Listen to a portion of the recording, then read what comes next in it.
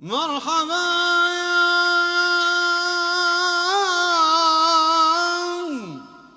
مرحبا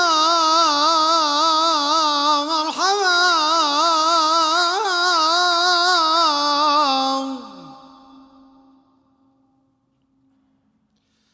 مرحبا يا شهر رمضان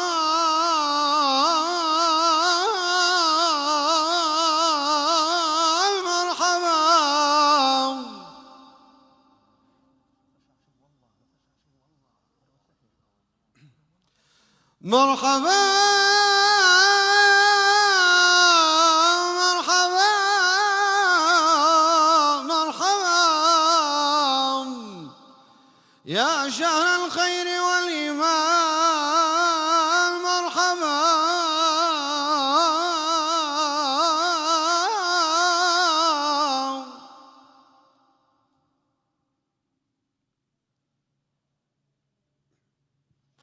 مرحبا مرحبا مرحبا يا شهر التهليلة والتسابيح والذكر والتلاوة القرآن مرحبا يا مرحبا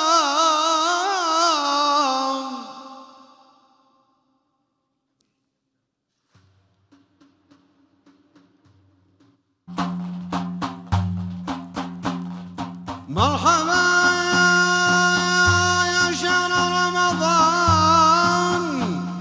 يا شهر الصيام والقرآن مرحبا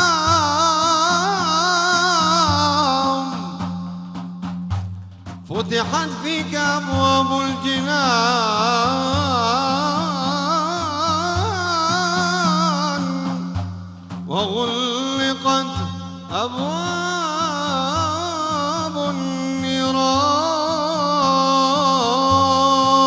النيران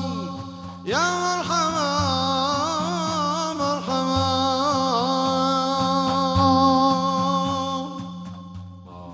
صلاة والرز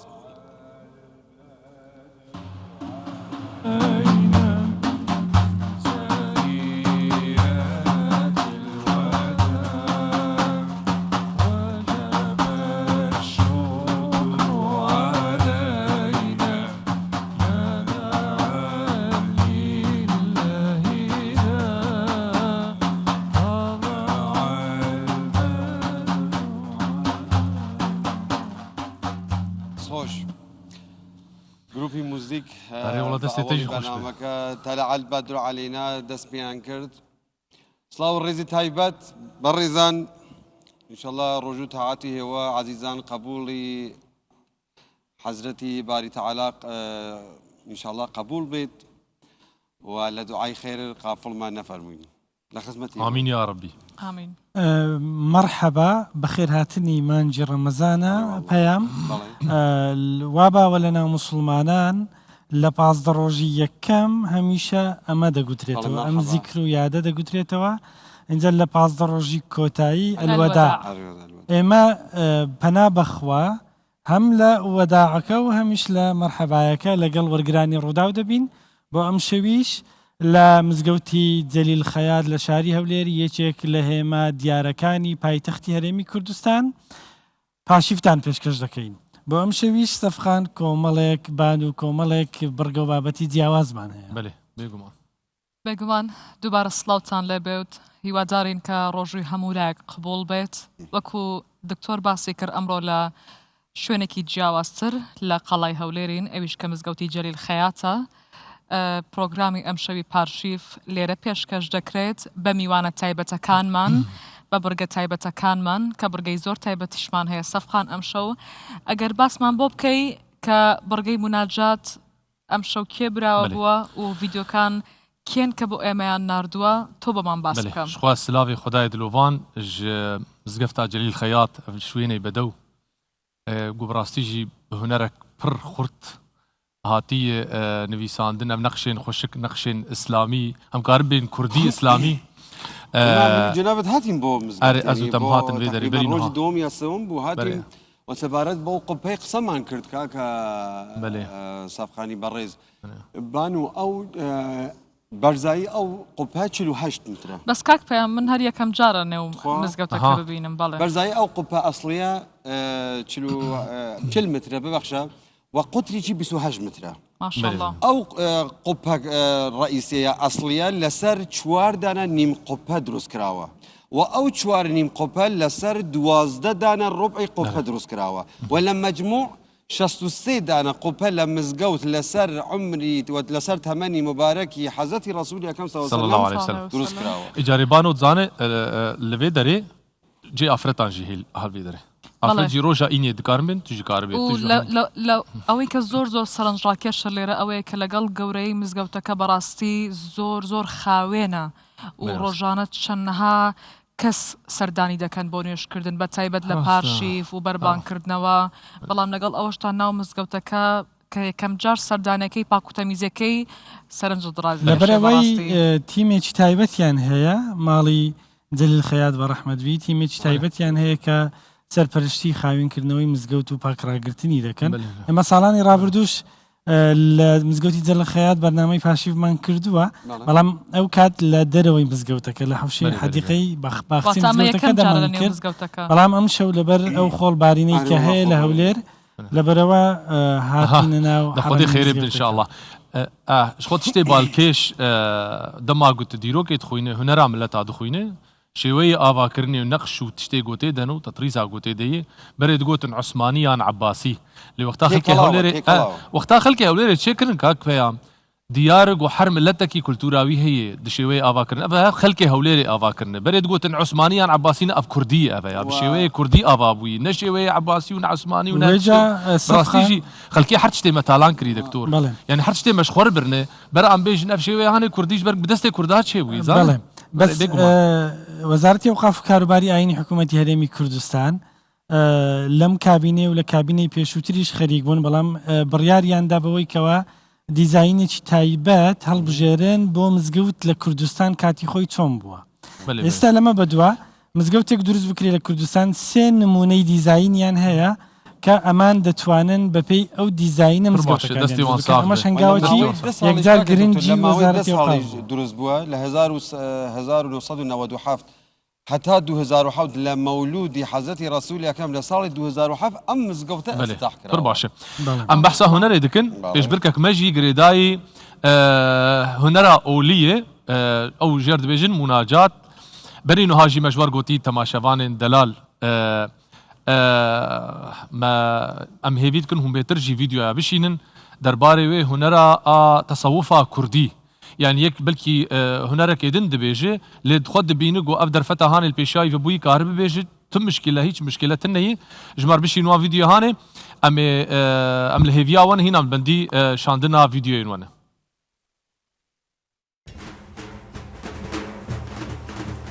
ئەگەر مناجات دیان مەداخی دەڵێن قەسیدەین خۆی ئۆلی ڕووداوی ڕەبشین لە بەرنامەی پاشیوی ڕوودا و هەرشەو یەک کەس هەڵدەبژێرین لە داویا ڕەمەزانێژی یەک کەسی خەلات ویدۆکانی خۆتان بە ژمارە تەلیفۆنی 2964 750 530 307 یانژی بە ئیمێلا pashiv@rudaw.net ژمارەڕێ چاوەڕوانتانین لە هێویاوە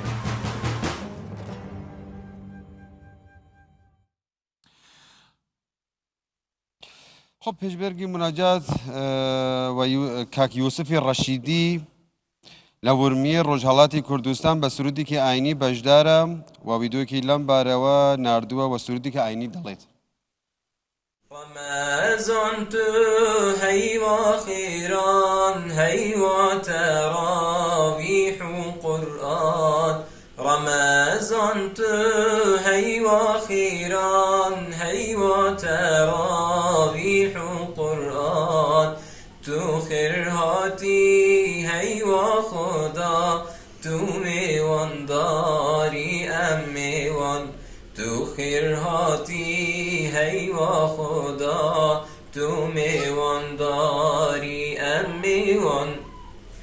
هشيار بنقالي مسلمان يلدس ما جيت عمري قران هشيار بنقالي مسلمان يلدس ماجيت عمري قران درفة ميران هي وعدكم من النيران. شاری سلێمانیەوە سلێمان حاجی ڤیددیوەکی بۆ پێشبڕکەی مناجات ناردووە کە ئامەری دەف دەژەنێ و سرودێکی ئاینی دەڵێ و بۆ هیوایە بێتە براوەی بەرنامەکە و ببێتە براوی بەرنامی پارشیف لە کۆتا شەوی پارشیف باپێکە و گەبیستی بین.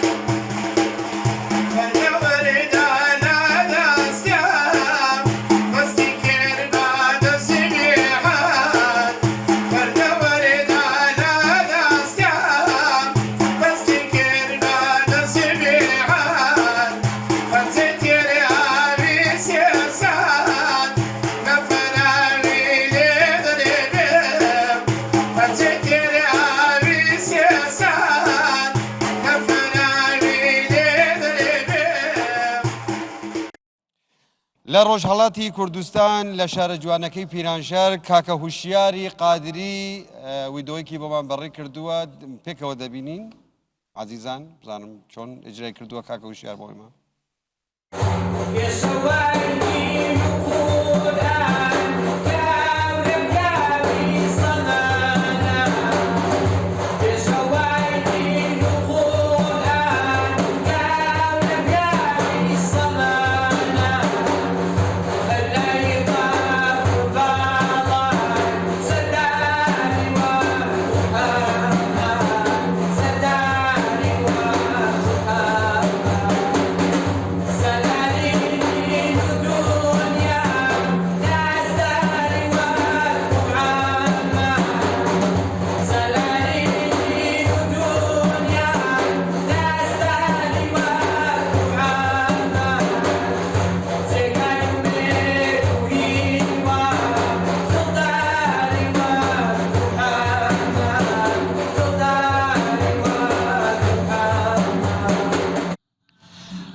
دەنگل دنیای بشخوا دەفا ڕۆژهێلاتی کوردستان دیارن و هەمێ هەرن ڕۆژئاوای کوردستانê ji bajarê Qamişloka Evînê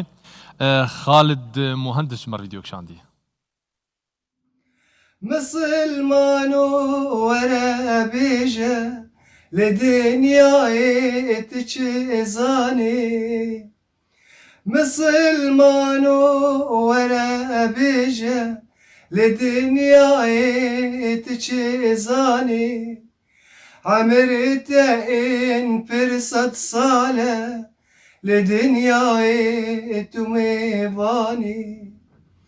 عمرتە ئین پر سەد ساڵە لە دنیایê تو mêvanî tu tۆبەکی بپۆشمانی وەگەرە یا ڕەحمانی tu tۆبەکی بپۆشمانی وەگەرە یا ڕەحمانی هەگەر یا خودێ دوور بێ والله بێدین و ئیمانی هەگەر یا خودێ دوور بێ والله بێدین و ئیمانی. لە قامشلۆکە ئەڤینێ بۆ شاری شاران هەولێر لێرە عەبدوڵڵا عەبدولکەریمیش لەگەڵمان بەشدارە بە خوێندنی سروود و مناجاتێکی ئاینی بەیەکەوە دەیبینین و گوێبیستی دەبین. يا رسول الله نزل فرنا يا حبيب الله نزل فرما يا رسول الله نزارم درمان درداكم محمد عكسي رخساري بدري جمالا يا رسول الله نظر فرما يا رسول الله نظرين قربان من سيبكم رقاكم دورا دلي برين دربتم عزبورا يا رسول الله نظر فرما ئەگەر مناجات یان مەداخی دەڵێن قەسیدەین خۆی ئۆلی ڕووداوی ڕەبشین لە بەرنامەی پاشیوی ڕوودا و هەرشەو یەک کەس هەڵدەبژێرین لە داویا ڕەمەزانێژی یەک کەسی خەلات ویدۆکانی خۆتان بە ژمارە تەلیفۆنی 2964 750 530 307 یانژی بە ئیمێلا pashiv@rudaw.net ژمارەڕێ چاوەڕوانتانین لێبیاون.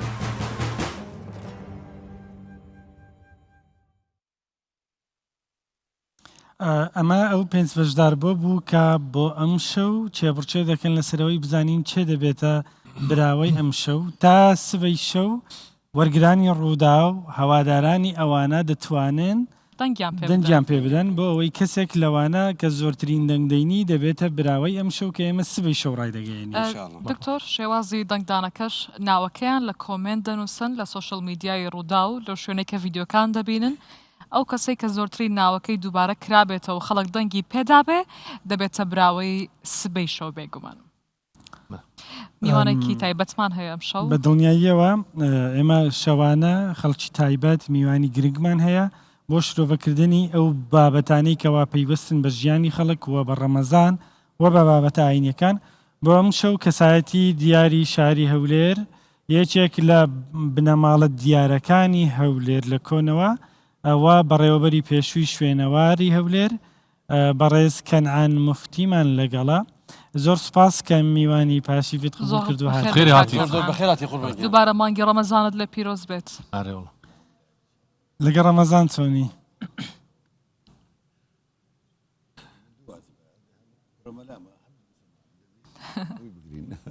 ئەم ساڵ چۆن بوو؟ ئەم باشە ڕەمەزانی ئێستا لەگەڵ ڕەمەزانی کۆن چ جیاوازیەک دەبینی کاتێک کە تۆ مناڵ بووی لە هەولێر بە ڕۆژوو بوون و تۆ لە بنەماڵەیەکی دیاری هەولێری بنەماڵەی مامۆستا مەلا ڕەشاد مفتی ڕەحمەتی. تەبیە ئەو سوالە زۆر تکرار دەکرێتن بێگومان کە پێشتر چۆن بە ئێستا چۆنە ئەوەی کە عادات و تەقالیدی کۆنی لا بردیە ئەو تەکنۆلۆژیا ئێستاە کە بە هەموو شێوازێکەوە کە خەڵک علاقاتی اجتماعی زۆر کەم بوویتەوە وەخت خۆی ئێمە ماڵمان لە قەلا بوو ئەو وەسایلە پەیوەندیانە نەبوو خەڵکەکە بە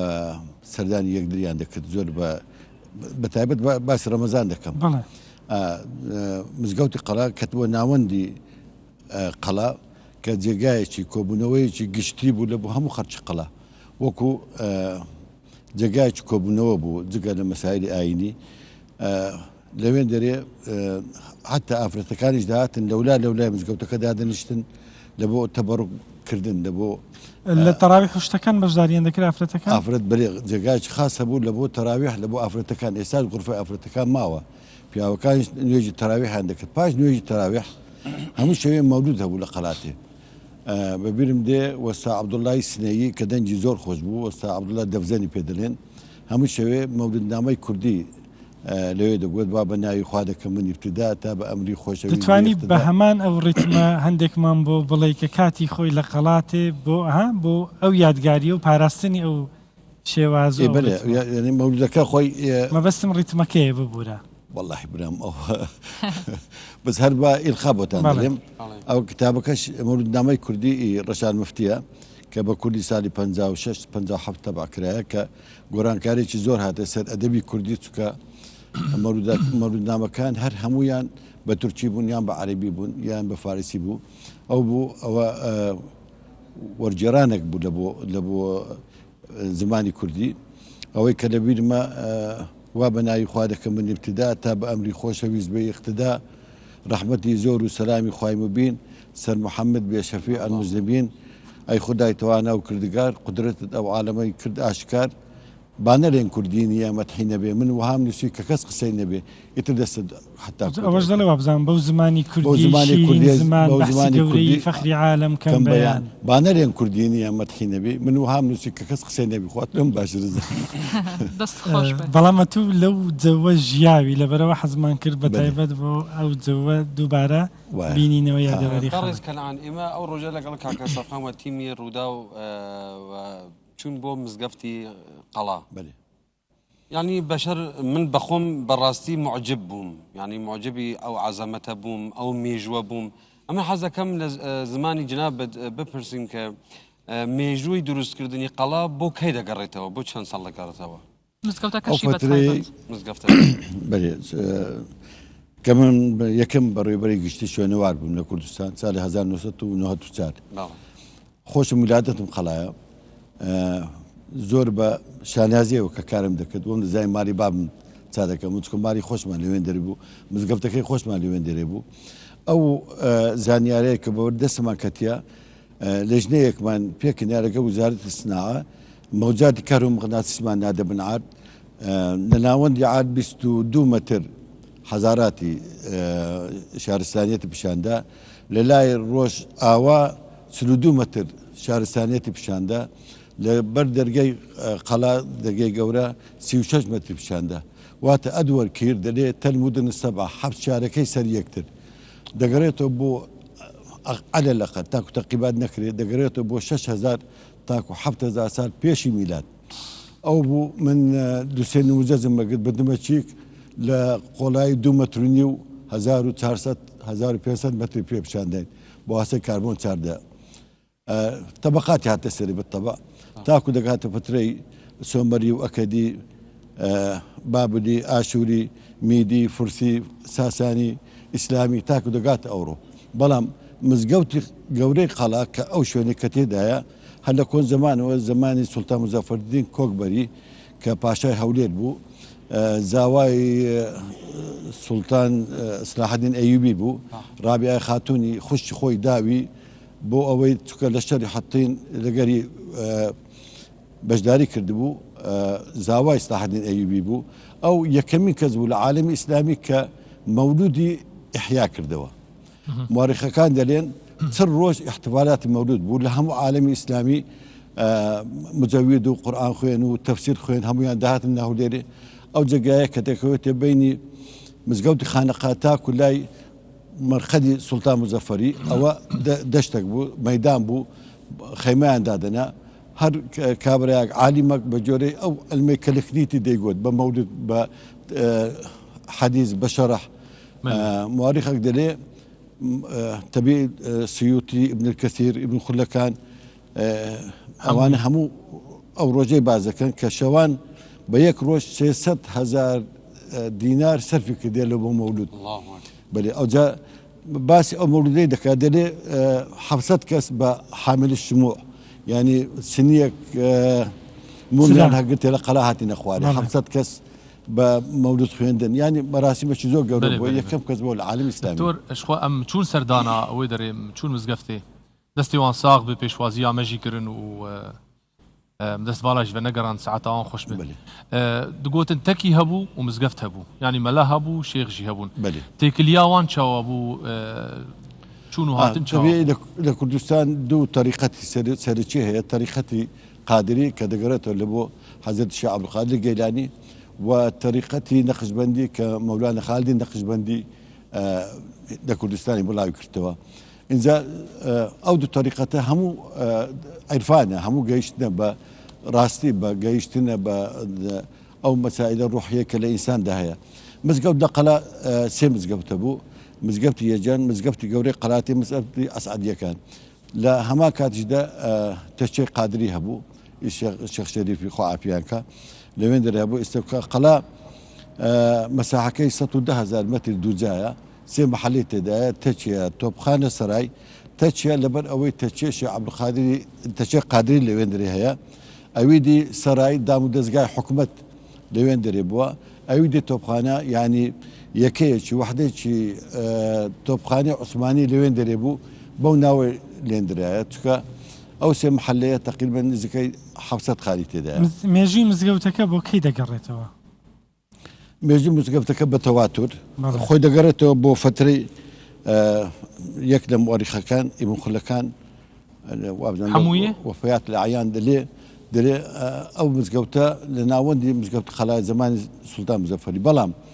أو زماني كسال بيسدوه هجري أدبي كوري فرقد السلمي كقاعدة شي إسلام وهات إيرا ناميش اللي أبو إمام عمر لوسي قلت أو شوني كأمن تدا مقلايش تدا أم معبدش تدا نالي معبدك إيسيا بيكم بمزقوت أويش والله من نامكي دلي إن رضوا فافعل يعني خرككا رازية أو شوني بكرتي تبا مزقود بيكا وات احترام قلتني يهوديته مسيحيتي قلتي أجر راسينا بدنا سديني خويا منين لو محلي أو شونا مزقود يعني صالي بيستوديو كوتي بلي بلام قران كاري بس دهاتيا يعني بو بيوبي بوبورا كونترين مزقوت لكردستان كونترين مزقوت لكردستان شسمي مزقوت العالم الإسلامي يعني لبيش مزقوتي كوني آكري مزقوتي قوري آكري أو يخرما دروس كراوا برس كان عن هيج قران كاريكي سركي بسر مزقوتا كذا هاتوا بلي خوي سالي 1735 يكمين نوجن كردنا وكرا للاين نزيب باشا كاتها ولي للاي عائلي ما ميوان داري كرا درويشتن قوتي ست لو بكم بارد لو بنوسين معاش لو دابني قلت ناول هي سمناوي او بو مزقوتكي قوله كرت مناركي دروس كرت مناركي كاستام ماوا سالي 1735 اعاده بناء كردوا وسايكي ناي وستا احمد ابو شوازك هيا باشوي ديسان سالي 1908 ملافندي نوي كردوا بشوازكي كهيا تبي منارك رسمك هنا بو بين باجو والله بيبينين ورقراني روداويش أول شوازي مناركيا شازا قنبت تدابو بدي يعني أو كات كدروس كرا بو شوازة دروس بو شوازي دروس كرا إستاج أو شوازة مايا بلام كانوية كرا وسال 1908 مناركة وش خيمة أو بس قنبت كان لروخان دابون تان كدوا آخر ساكر نوبو رحمة الرشاد مفتي كري سالي 1957 بو شوازة كاستاكرا إذا قبل سيجوري لست دوارك بنخج نسرايا يا جامع الكبير عليك السلام فيك الدروس والصلاة تقام لما رأتك الأهالي أنت منهدم هاج المشاعر وسخر إنعام أعادوك في عصر الفضاء وتشرفوا أنعم بهم إنهم للخير مقدام فر نومي حينما أرغته تساهم في تعميره الإسلام تساهم في تعميره الإسلام تاريخ الدروس ساكر النووي أو مزقوتي أو شعر ما بيني قرباني بلي لستدري مزقوتك نسرا بلي برز كان عن جيجل ديني إسلام شيء أديان ديك هلا قلاي هولي رجاون ونوعي عبادتك يعني شون بولا يعني محتمل زوك زنازاني خم ولادة قلايا دتوين لا كنيشت يعني كنيسة زولك كان لما حالية توفقاني هبو بلى زور طبيعي بس كوان رويشتن جنوك بياوك لوين دري دجيان بس كنيشتكا هرمابو حتى واخرانا كد كنيسة لقلاتي هابو كنيسة شوينيان ما شويني كنيسة قد نايبينم كده با كنيسة قلاتي بدك هي قوري بدا سراز لبو توبخاني دسي معالم الدوار كان معايا خوي شوازة كان مديتهم كنيسة جوري دو ودي أولاد ودو أولاد سالش قوري رجي بيش أي حمامك دالين أما شويني كنيش كيزوا كان بوا نخير حمامك دقريتو لبو فترة عباسي متأخر بلا نوجان كرايتوا باش نوجان كرنوي أو شوازي خوي وقلتي برس كان عن باراسني شوينوارا كاني قلات وكو بيويست كاري لسر كراوا خوي مشكلة كاتيا تو كدا زاد قطعة أثري دتوان تاكيو أو هر هموي آثار مساحة 110,000 متر مربع آثار يعني إمكانية تجيك زار زور قوري دي بيتوك تاكيو استاكا من هات ما هولير لمؤسسة عامة آثار سالي هشتا كهاتم دسما بكار كرد 52 خانمة بيتذاكرة بلام كحكومتي هريم تشكيل كرا مديرية عامة تشكيل كرا بشاني زي وك أو منصبهم مرقد دسما كرد بنوجد كردنوي مالي خرشش همو مالي ملتا يعني شرني إلا حكومة سناج كردبي دواي ل 2006 دسما كرد ب ك کڕینی ئەو خانیانە حکومت بۆ هەر خاوەن عایلەیەک 4,000 دۆلار لەگە قەتاک ئارد لە ڕێگای هەولێری نوێ لە ڕێ کۆیە پێیانیدا ئێستا 2,000 نۆژەن کرایەوە 2,000 سەرۆکی نۆژەنکردنەوەی قەڵا بووم. بەێ دکتۆر نەها هەموو خانی هاتنە کڕین؟ بەێ تەنها دوو خانی نەبی هیکێنە خانوانە پیاوکە نافرۆشتن بۆ ئەڵێ یادگاریە یادگاریتی دائیتر ئەوەیە واللهی ئەلاکردین ئێستا تقریبن گەیشتە قەنەعەتەکە خانی تەبی لە قەڵا دەتوانیت چاپ بکەیت دەتوانین نۆژەم بکەیت ئەنی ئەوان نۆژەنیان نەکردوتەوە پێرانەگەن کاک زۆر زۆرە یعنی بەس سەرجادە نییە تو تەماشاکە 110,000 متر مربع بگەی ئەو هەموو خانیانە زۆر زەحمەتە زۆر زەحمەتە بێتگە لەو مزگەوتە کاک کەنعان هەندێک وێنەی دیکەش هەیە لێرە حەزەکەم پێمان بڵێ بابەت چییە ئێستا بەسەنە زۆر شتدا مەسەنە ئەوە دەرگای قەڵایە ئەو دەرگای قەڵا ساڵی چەندەوە وەستا ئیسماعیلی سنەیی لە سنەوە هات ساڵی 1760 بەڵێ بەێ 1760 هات ئەوەی دروست کرد ئەو جا شاگردی با بڵێم نەوەی دووەم باسییان دەکرد دەگوت 4 کەس 4 وەسا لەگەری ئیشی دەکرد بەبێ ئەوەی هەندەسەی لە عاددا بنێ ئەو بەو شێوازەی دروست 280 ساڵەوە بەرە بەێ ئێستاش وەبزانام لەسەر هەمان شێواز دروست بەڵێ ئێستا کاتی خۆی وابزانم سەردەمی حکمی بەعەز تێکیاندا بوو دیزاینتێکیاندا شێوازێکی بابلیاندانا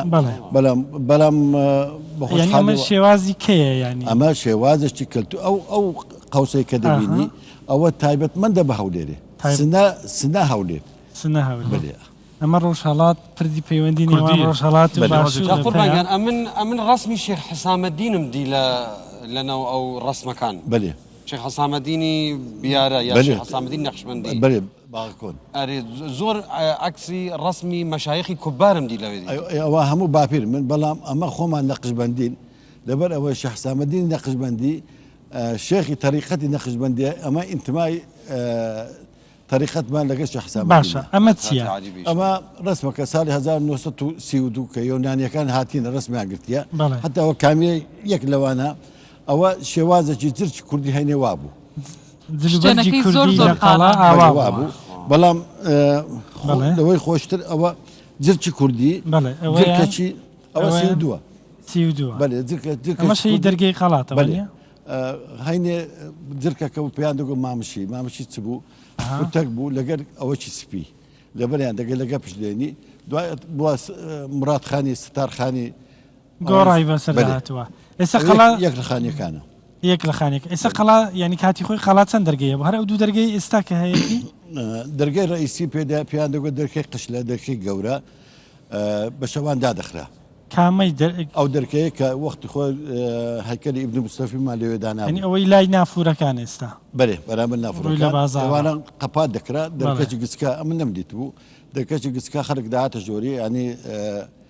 پێیان دەگوت زەبتیە یعنی ئەوەی کە زەبتی ئیشەکەی دەکاتن وەکو حرەسەک بیناسیبە دەکەی دەکردەوە لۆی دەرکەی دووەم کە پێ دێن دەرکەی ئەحمەد ئەفەندی مامی بابم ئەحمەد عوسمان یەکەم متصەرفی هەولێرێ پاشی تشکیل حکوومەتی عێراق 1920 لەوێن دەرێ بینایی محافظە لە خوارێ بوو ئەو دەرگایان ڕیان لۆ کردەوە لەوێ ڕابست لەوێن دەری ئێستا ناوی دەرگاکە ناوی ئەحمەدیەیە کاژێر چەند دایان دەخست شەوان ئەگەر بەس ئەوەی عەربی ینی سعات نوێی خۆمان بەێزا دەخرا دەکراوە ئەوە دەرکەی دوم دەرکەی سێیان پێیان دەرێن دەرکەی گچکە دەرکەی ڕۆژ هەڵات هەینە ئەو دەرکەیە لە ساڵەکانی 1970 ئەو دەرکیان کردەوە چکە هەولێر گەورە بوو تا زەحمەت بوو بەو لایەدا بێن لەو لای داهات دەکرد حەمامی عەلیاغی کە لەوێن دەر حەمامەکەیە دەچونەوێن بەڕستکەن ئان هەنێکە سەڵێن کە داریۆش زێڕەکانی لەوێ شاردوێتەوە ئەمە وەکو دەنگ و باسێک هەیە زۆر گەڕاندن دیتەوە گەڕای بۆی نەخێر پاشاکەم بۆسەر داریوش بووگە بەێ ساڵی 1330 زاینی شەڕێکی گەورە لە هەولێر ڕوویدا بین لە نێوان ئەسکەندەری مەقدۆنی و داریۆسی ئەخمینی ئەو بوو داریۆسی ئەخمینی شکا ئەسکەندەری مەقدۆنی هات هەولێر دوو شەو یان شەوەک لە هەولێرێمە دوایە لە دوو ڕۆیشتن یەک لە زابتەکانی داریۆسی کوشتی هەندێک دەنێن لە ئەکبەتانە کوشتی لە ئیران هەندێکی دەنێن لە لای منطقەی ڕەوان دەستگوزایە. باشە کاکەنعان لە هەندێک شوێن من بینی ومە وێنەی گزکەی کۆنی هەولێر خەڵکە کە لە خوارەوە بە بەردەخانی شەڕ دەکا بەرداوێت لەوە سەرەوە ئەمە چییە؟ ئەمە ئەسڵ ئەساسی هەیە چۆن بووە؟ یەک لە شەڕکەرانی خۆمان بووین شەڕی بینی قەلات و تەیراوە بوو ینی جارجار پرۆسەی شەڕ هەموو ڕۆژێ لەسەر چی؟ هەروە ئەمە خەلاتی ئەو تەیراوەیە شەرمان دەکرد شەڕی گەڕک پێک نەداهاتن؟ ناخیر ناوەڵە کێشتان لەسەر چ بوو ینی؟ کێشەمان نەدەبا بێنە قەلاتێ ئەوان دانویست بێن ئەنگولەتان دەیشت دانویست بێنە قەلات لەو لای بێنە خواریان گەنج بووین نەمان دەیشت. بەڕێزکەران پرسیارێک هەیە گەیم لە جناب بپرسم بۆ ئەو زبڵ ئەلان کە بۆ ئەو گەرمکردنی حەمامەکە هێوە لە زبڵوشتەکە ئستفادەتان کردووە؟ بەێ ئەوە لە حەمامی لەوێن چەند زبل هەیە دانێن لەوێنیان دادەنا بە نێفتی ڕەشیان پێدا دەکرد حەمامیان پێ گەرم دەکرد پێیان دەگوت کوڵخان بەێ کوڵخان چ بوو جێ گەرمکردنی محتەمە کەلیمەشی فارسی بی حەمامیان پێ گەرم دەکرد ئەوەلەن مادەکی و قودی بوو دومین زبلەکە لە کۆڵ دەبەوە. باشە لە بۆ دابینکردنی ئاو بۆ قەڵات باسی پرۆژەی سەنحاری بدەکەن ئاو چۆن بۆ قەڵات دابین کراوە چۆن بەسەر خراوە؟ ئەوە مستحیلە ئەوەی تەبێت سەنحاری حکمڕانیەکەی 705 تاکو 680 پێشداینە لە بۆ خاوەندی عشتار ئاوی هێنا تەبێ خاوەندی عشتار یەکێک بوو لە خاوەندە هەرە گەورەکانی دەوڵەتی ئاشووری ئەوە بوو بەیتولفەعل ینی مالی غورفەی فالگرتنەوە پاشایەکانی ئاشووری دەهاتن شەوەک لە بەیتولفەعل دەنووسن خەونیان دەدیت بە جۆری ئەو خەونەی دەچوون شەڕەکان دەکرد ئەوجا یەک لە شەڕەکان کە بردینیانەوە احترامە لە بۆ ئالی ئەو خاوەندە ئاویان لە بۆ هەولێر هینایە ئاوەکە لەکن ئەگەر ئەوی شارەزای هەولێری بی لە قەلامورچیڕە بە 22 کیلۆمەتر دێتە ناو هەولێر ئاوەکە لەبۆ هێنا لە بەستۆرەی سێ ئاوی خەڵکردەوە سەنحاری دروستی بی ئەنا مەلک العالم من پاشا عالمم ئەو ئاوام لە بۆ خاوەندی عشتار هێنا ئاوەکە چۆن بەسەری خستیە بەسەر نەکردیەکە بەسەر نەکردی بەڵام هینایەتە ئەطرافی هەولێرێ هینایەتە چێندێرە تاکو ئێستا تەقیبات نەکرێ بەڵام ئەو حەمامەی کە هەیە 5 متر قۆڵایەتی 5 متر ئاویان بە واستەی حیوانات و ینی ئەو هەموو خەڵکی لە خەڵا بووە چۆن ئاویان دابی ئاوی خواردنەوە ئاوی خواردنەوە لە بیرەکەی سێ بیر هەبوو دوو قەپات کرا یەک لە محلەی تۆپخانەیە یەک لە محلەی سەرایە یەکیش لە ناو حەمامی قەلاتەیە بەڵام لە بۆ ئەوەی کە خزمەتکردنی شاری هەولێر ئەگەر وەختانی بۆتان بەحس بکەم ئەگەر ئیشت بەوەی نەما بە ئەوش لا ببین ببوورە عفوان تەماشا بکە زۆر شەرمەزارمان کەسمان بۆ هەولێر نەکردیە بەڵام ئەلێرە زوبێر بیلال لە شانەدەر کە وزارەتی ڕۆشنبیری من سەرۆکی مامۆسای شوێنەوارەوە ئەو باسی بە تەفسیری باسی عایلەی کردی باسی مزگەوت و قەڵاتی کردیە دەرێ مزگەوت و قەڵا مەعبەد بوو بەیتولفەعلی تێدا بوو حکمڕاین دەکرا هەموو فترەکانی پێداچووە ئەدوە کرد دەرێ حوچارەکانی سەر یەکدری دوای دێتە سەر عایلەی ما کە پێیان دەرێن عایلەی مەلاگچکەی دوێ پێ دێنە عایلەی مەلاگچکەی لە عمرێکی زۆر کورد ئەوەی شهادەکەی وەگرتیە بەلێ ینی ئەوە بەر لە مەلا ڕەشادە فەندی باپیرە گەورەمان باپیرە گەورەتان هەر ساڵی زنجیرەکە مەلا بووینە بەلێ چاردە پشت لەگە بابم مەلا بووە چاردە پشتی ئێوە بەلێ مەلا بووین بەێ دکتۆر شخوا ئەم هەنکی بەحسا ماڵباتێ بکەن کەسی بە بەحسا قەلعی باش کرد و دیوارێ کرد و دیرۆکای کرد وەک ماڵباتە کەڤن وە سەربرشتیا ئۆلی و ئیداریت کرد لە قەلایە وە چاوا بڕێ دەخست هەردوو ئالیادێ هەم ئۆلیژی و هەم ئیداریژی ئەوە کاک ئیدارێکە چ بوو دام و دەستگای حکومەت هەموو لە قەلاتێ بوو دائرەی قایم قامیەت دائرەی نفوس دائرەی تەجنید دائرەی سزن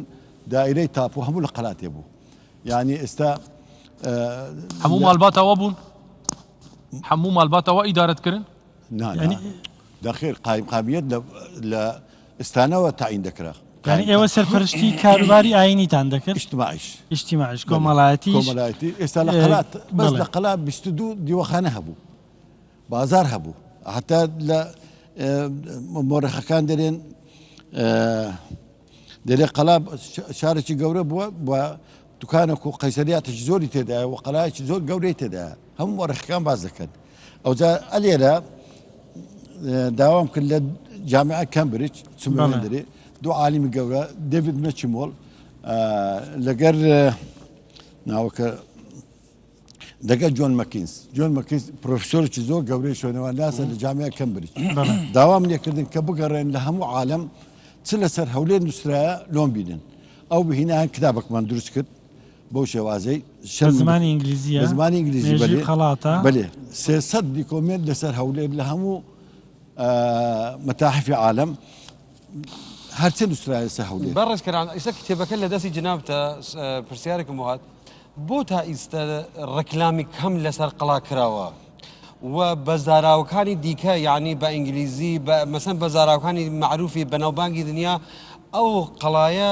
ناسراو نەبووە یعنی ڕەکلامی بۆ سەر نەکراوە ڕکلایم بۆ نەکرایە تەبی یەکەم مثلن ئێمە ئیسە لە ڕۆژهەڵاتی ایرانم ئیسە لە ئیسفەهان یا لە شیراز یا لە مەشهد بڵێ قەڵای هەولێر قەلعەی ئەربیل ئێمە نازانین لەکوێ حکومت دەبووینە ئێستا ئەنگۆ حکومت بووینە ئێستاش لە مندار رادەری ئیسفەهان نصف جیهان یعنی معناوە نیوەی دنیا ئیسفەهانە هەندە خۆشە لە هەولێر چونکە حکومت نەبووینە چونکە لەژێر دەستی بەغدا بووینە لەبەر هەندێک زۆر ئێتمای بە قەڵا نەدرایە کاک حکومتێک دژمن تە معقول نییە تاریخ لۆ بنووسی ئەو دە لەبەر هەندێ هەولێر کورد لە کوردستانی عێراق لەبەر هەندێ هەر ویسیتی خۆی خڕکاتەوە لێ درایە مەسەلەن لە زمانی ئەسکەندەری مەقدۆنی ئێستا میدیەکان هەزاری سەیمی پێش کوتیەکان هەزاری سەیمی پێشداین باپیرە گەورەی کوردەکانن ملەتانی دی لیاندا دەوڵەتیان ڕوخاند بەڵام نزیکترین شێت 330 پێشداین منطقە زۆر پێشکەوتوو بووە زۆر ئەوە بووە دوو جێشتی گەورە ملیۆنێک شەڕی کردێ لەسەر حسابی کوردەکەی لەسەر حسابی خواردنی کوردەکەی مالی کوردەکەی وڵاغی کوردەکەی پیاوی کوردەکەی هەر هەموو لێدرایە لە 130 هیجری باش ئەمەویەکان هەروە مامەسەکەنان با بڵێن چوونە ناو قەڵای هەولێر لە بۆ لیستی کەلەپوری جیهانی لەلایەن یونسکۆوە دەتوانین بڵین شتێکی مێژووی وەرچەرخانە لە گرنگجیدان بە قەڵای هەولێر چێ ڕۆڵی سەرەکی هەبوو لەما وەڵا من کاک نەوزاد کاکپەلەکە دین خوافیکە کە هەینێکە مدیرامی ئاسار بووم بە شتێکم دروست کرد کە ینی تقریبن ئەوەمان دروست کرد وەکو ڕکلەمەک نردمان لە بۆ جێگایەکان دی مفاتحەی یۆنسکۆمان کرد تەبی ئەو شتە نەبوو ئەو بوو چونە عەمان لە عەمان داوامان کردیان ئەوان هاتن پیاوەک هات ناوی ئەسام بوو ئەسام بغێدان کورد بوو هات تەقیمی مۆزوعەکەی کرد زۆر هاوکاری کردین ئەو بوو دیسان چوینە پاریس لە پاریس دیسان لەگەر یۆنسکۆ قسەمان کرد ئەوەلیاتماندانە لە بۆ هاتنی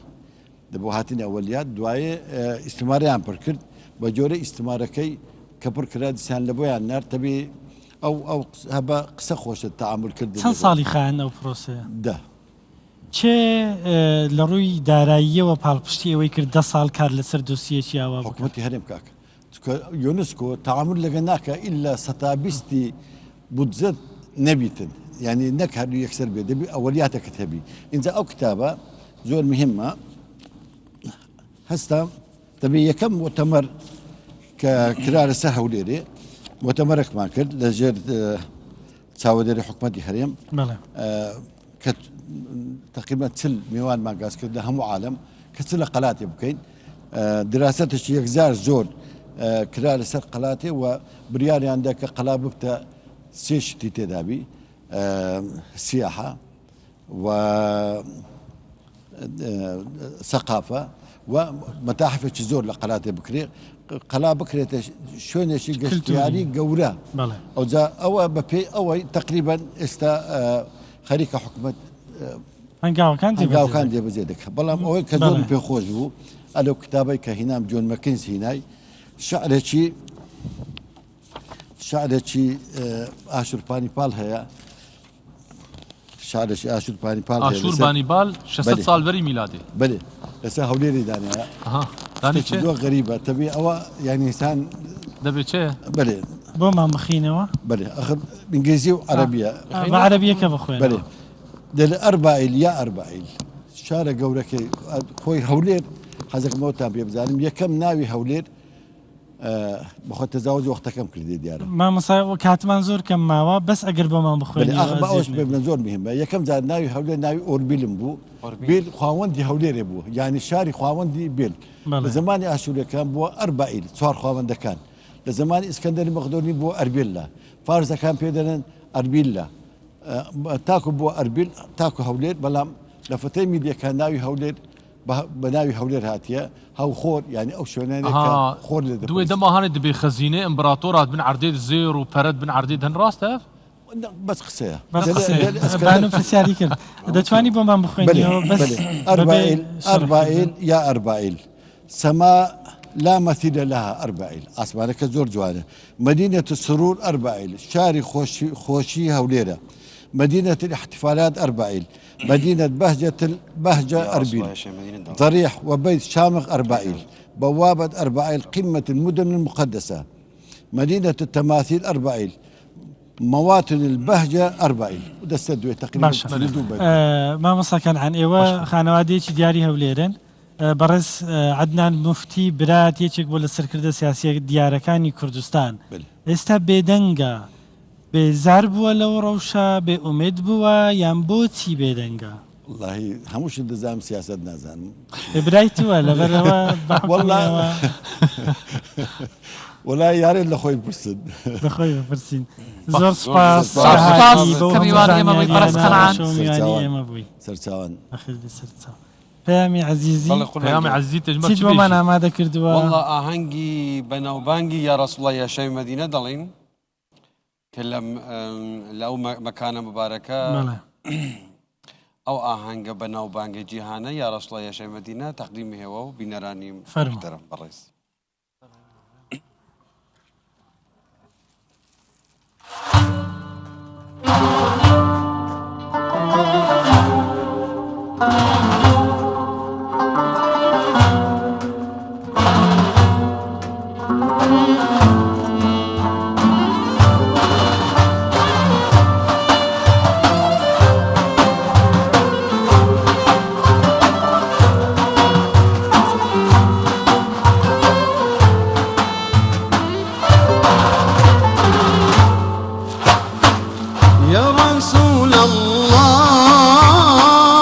يا شي مدينة يا شي مدينة هركز عاشقتان وكي مشكينا ضوي مشكينا يا رسول الله يا شي مدينة يا شي مدينة هركز عاشقان وكي مشينا ذوي مشينا الله الله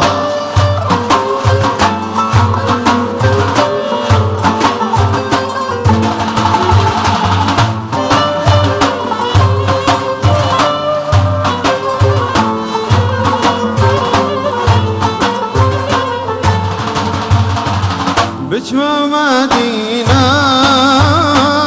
باسم وفاواي باسم وفاواي عرزابا بداس رسول الله واي رسول الله يا رسول الله يا شي مدينة يا شي مدينة هركز عاشقان الله يمشينا وكي يمشينا الله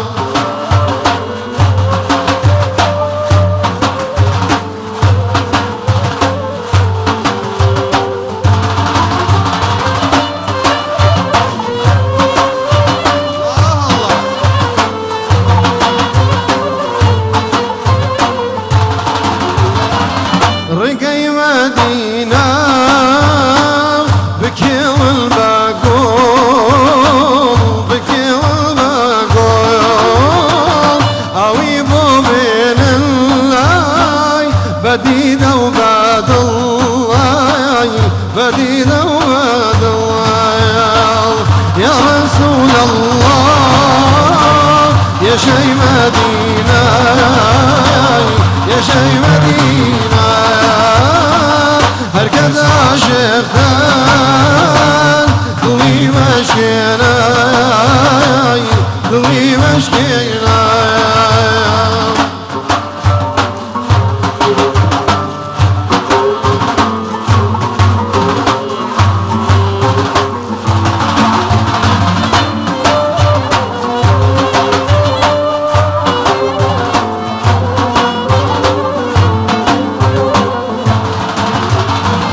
هنوق حاجيان لدور بيت الله لدور بيت الله بما دوريتو يا رسول الله يا رسول الله يا رسول الله يا شي مدينة يا شي مدينة هركز عاشق ذان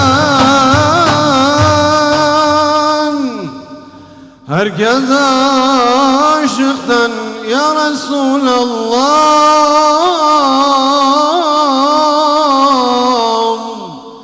ضلكي مشكينا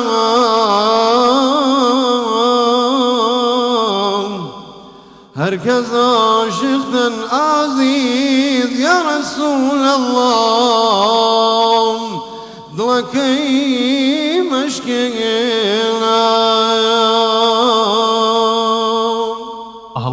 الله دنگ الدنياي بحركس عشقي دنگي تيجي هيك هاك فيام حركش دنگي تيجي حزدكي ودنگ الدنياي ان شاء الله ساعات خوش شخوا باشيوا ما بردوامه ميفانا كيماني دنجي هي ji destpêkê me ji wer got em ji ber tozê em anî vêde yani ji ber tozê em hatin vêde ew xweliya got dibare hêvîdar inşallah talî bi baran û bi berhem bi inşallah baranê xêrê bibare em hatin niha li camiya ez bêjim Dr. Soran Hesen Zengene mêvanê me berê ji xwe doktor mêvanê me ye Hesen Zengene ew mêbehsa باندورا توزي لسر مروف بكين ونخاسم خلق بروجين نها قدرت كفن درفجي توز در قرقاوان هاجر كماميج ديتينن يعني بروجين وتيد بن ايجاري برسي ما تبدو ميج دكتور بكن هي دار ان شاء الله قضي بنك يا اهلا وسهلا بخير بيك اهلا وسهلا ما عندي نبي خوتامن بخيراتي قربان قال زۆر بەخێر بێ ئەمڕۆ لە دوێنێەوە کە شوهەوایەتی تۆزاوی هەیە لە هەندێک ناوچەی کوردستان نوێترین ڕاگەاندنیشتان پێم وایە باسیەوە دەکەن نەخۆشخانەی فریاکەوتن زۆر خەڵکی لێ ئیتر خەڵک بستە فریاکەوتنی خۆر ئاوە ڕۆژ ئاوە بڵێ ئەوەندە خەڵک یعنی سەردانی نەخۆشخانەی کردووە بەڵێ بەپێی ئەو بڵین ئەو میدیای وەزارەت بڵاوی کردوێتەوە لەبەر ئەوەی کەوا قەرباڵغەیەکی زۆر پەیدا بووە لە نەخۆشخانەی فریاکەوتنی ڕۆژهەڵات نەخۆشخانەی فریاکەوتنی ڕۆژاوەکەوە تایبەتە بە ترۆما و بە حادسە ئەو شان ڕووداوی هاتوچۆ و شتی تر ئەوش تەرخان کراوە بۆ ئەو نەخۆشانەیەکەوە لەبەر ئەو جەوە خۆڵاویە ئەو خۆڵبارینە ڕوو لەکە بکەن بۆ وەرگرتنی چارەسەر دکتۆر ئەو هەوا و خۆڵبارینە کاریگەری لەسەر کێ هەیە زیاتر واتە کێ زەرمەند دەبێت لە کەش و هەوایەکی لەم جۆرەیە هەمومان ئەگەری هەیە کەوا ناڕەحەت بین پێی ئەگەر ینی بینی بێتان خۆمان ئێستا حاڵی حاضر چاومان تۆزە خوشتیە هەندێکمان پێستمان خوشتیە بەڵام ئەوانەی کەوا زۆرترین کاریگەری هەیە لەسەریان ئەوانەی کوڵێن منداڵی ساوە منداڵی بچووک هەرزەکاران بە ساڵاتچوان 65 ساڵ بەبانەوە ئەوانەی کەوا خۆیان نەخۆشیشان هەیە بەو کەش و هەوایەتێک بجێ بۆ نمونەوانەی کەوا خوشتی چاوانێ هەستیاری چاوانیان هەستاری لوتیان هەیەیان هەستیاری ڕێراوەکانی هەوایان هەیە یان نەخۆشی ڕەبوو یان نەخۆشی هەڵاوسانی درێژخایانی ڕێراوەکان ئەلتیاب قەسەبات مزمن یان هەر نەخۆشیەکی درێژخایانی سیەکان و دڵ باش انا نخش سينجي دكتور انا نخش اگر مدف شعب بردن انا سينجي اگر كمامه تني دين تيرت كي بس يان چاوا نخير اواني كوا نخوشي درشخاني سيكان يعني وكو ربو نخوشكان تر باشترین وایە ئەگەر هات و هیچ ئیشێکیان زۆر زەڕوران نەبێت دەرنەچن لە ماڵەوە لە جەیەک بنکەوە داخرابێ دەرگا و پەنجەرە و هەموو شتێکی بەباشی داخرابێ و ئەگەر هات و زۆر ینی تەنگاو بوون بۆ دەرچوون ئەبێ بە دەمامک ببەستن و ئەو دەمامکەش تا پێیان بکرێت زوو بیگۆڕن و چەندێک جارە پێیان کرا دەست و دەموچاویان بشۆن چەند کات ژمێر بگوهرن ینی ئەین بۆ نمونە ینی ساعاتێ 2 ساعت دوایە بگۆڕدرێ نەمێنێت چونکە کە ئەو مایەوە دەنگکۆڵەکانی خۆڵ بە قەدێک گیرە بێ چوونیان بۆ ڕێڕەوەی هەناسە ئاسانترە بێ لەو کاتەیە بەگشتی ڕێنمایی تو چیە بۆ خەڵک لەو کاتانەی کە خۆڵبارین هەیە بەڵێ مانەوە لە ماڵەوە لە شوێنێکی داخرا و دەرگا و پەنجەرەکان بە باشی داخرابێ ئەگەر هات و پێویست بوو زەڕور بوو بڕۆنە دەرەوە دەمامک ببەستن زوو بیگۆڕن زوو تا پێیان بکرێت دەست و دەموچاویان بشۆن ئەو دەنگکۆڵە خۆڵانە نەمێنێ لەبان دەموچاویان بچێتە ناو ڕێڕەوەی هەناسیانەوە دەست لە چاو و لوتوانیان نەدەن بێ ئەوەی دەستیان بشۆن چونکە ئەگەری هەیە دەنگکۆڵی خۆڵی لەسەرا بێ ئەوانەی کەوانە خۆشی درێژخایانی ڕێڕەوەی هەناسیان هەیە باشتر وایە بە ڕۆژوو نەبن لەم دوو ڕۆژە تا ئەم بارەت چاکتر بێتەوە چونکە ڕۆژوو بوون وشکبوونی ڕێڕەوەکانی هەناسا ئەکا زیاتر کات خەڵکانی ترکەوە بە ڕۆژوە بن لە بینی ئیفتار و پارشە و بڕێکی باش ئاو بخۆن بۆ ئەوەی یارمەتی دەربێ ڕێڕەوەکانی هەناسە وشک نەبێت لە کات ژمێرەکانی بە ڕۆژوو بوون بۆ کەسێک کە بە ڕۆژووە و ناچاریشە بستە دەرەوە بۆ کارکردن بۆ پەیداکردنی بژێوی ژیان چی بکە؟ هەمان ئەو ئامۆژگاریانەیە دەمامک بکە زوو دەست و دەموچاوی بشوە دەمامکەکەی زوو بگۆڕێ دەستکاری لوت و چاوی نەکا بێ ئەوەی دەست و ئەوانەی بشواتەوە دکتۆر ئەف تۆزا گوهەی بهتر ڤیروسا بخۆرتینی یان نا ڤیروسا بخۆر بە دەگوهێز بێت ڤایرۆسێک لەگەڵە خۆی دەگوازێتەوە مەرج نییە زیاتر ئەوە بڵێن دەنگکۆڵی خۆڵە و هەندێ دەنگکۆڵی بچووکی مەوادی شتی تیرایە ماوادی کیمیاوی کەیتیاوەکو ئاسنەوەوانە ئەوانە زۆر زەرر بەخشن بگرە لە ڤایرۆسش زەرر بەخشتن ئەگەر بگەنە سیەکان خاصەتەن لەو نەخۆشانێکەوە هەستیارن بووی بۆ کەسێک کە لێشە نەچۆیتە نەخۆشخانە لە دەرەوێ لە ناکاو هەست دەکە کە باری تەندروستی بەهۆی خۆڵبارینەوە تێک دەچێت ڕێنمایی تو چیە بە تایبەت ئەوانەی کە ڕەبۆیان نەخۆشی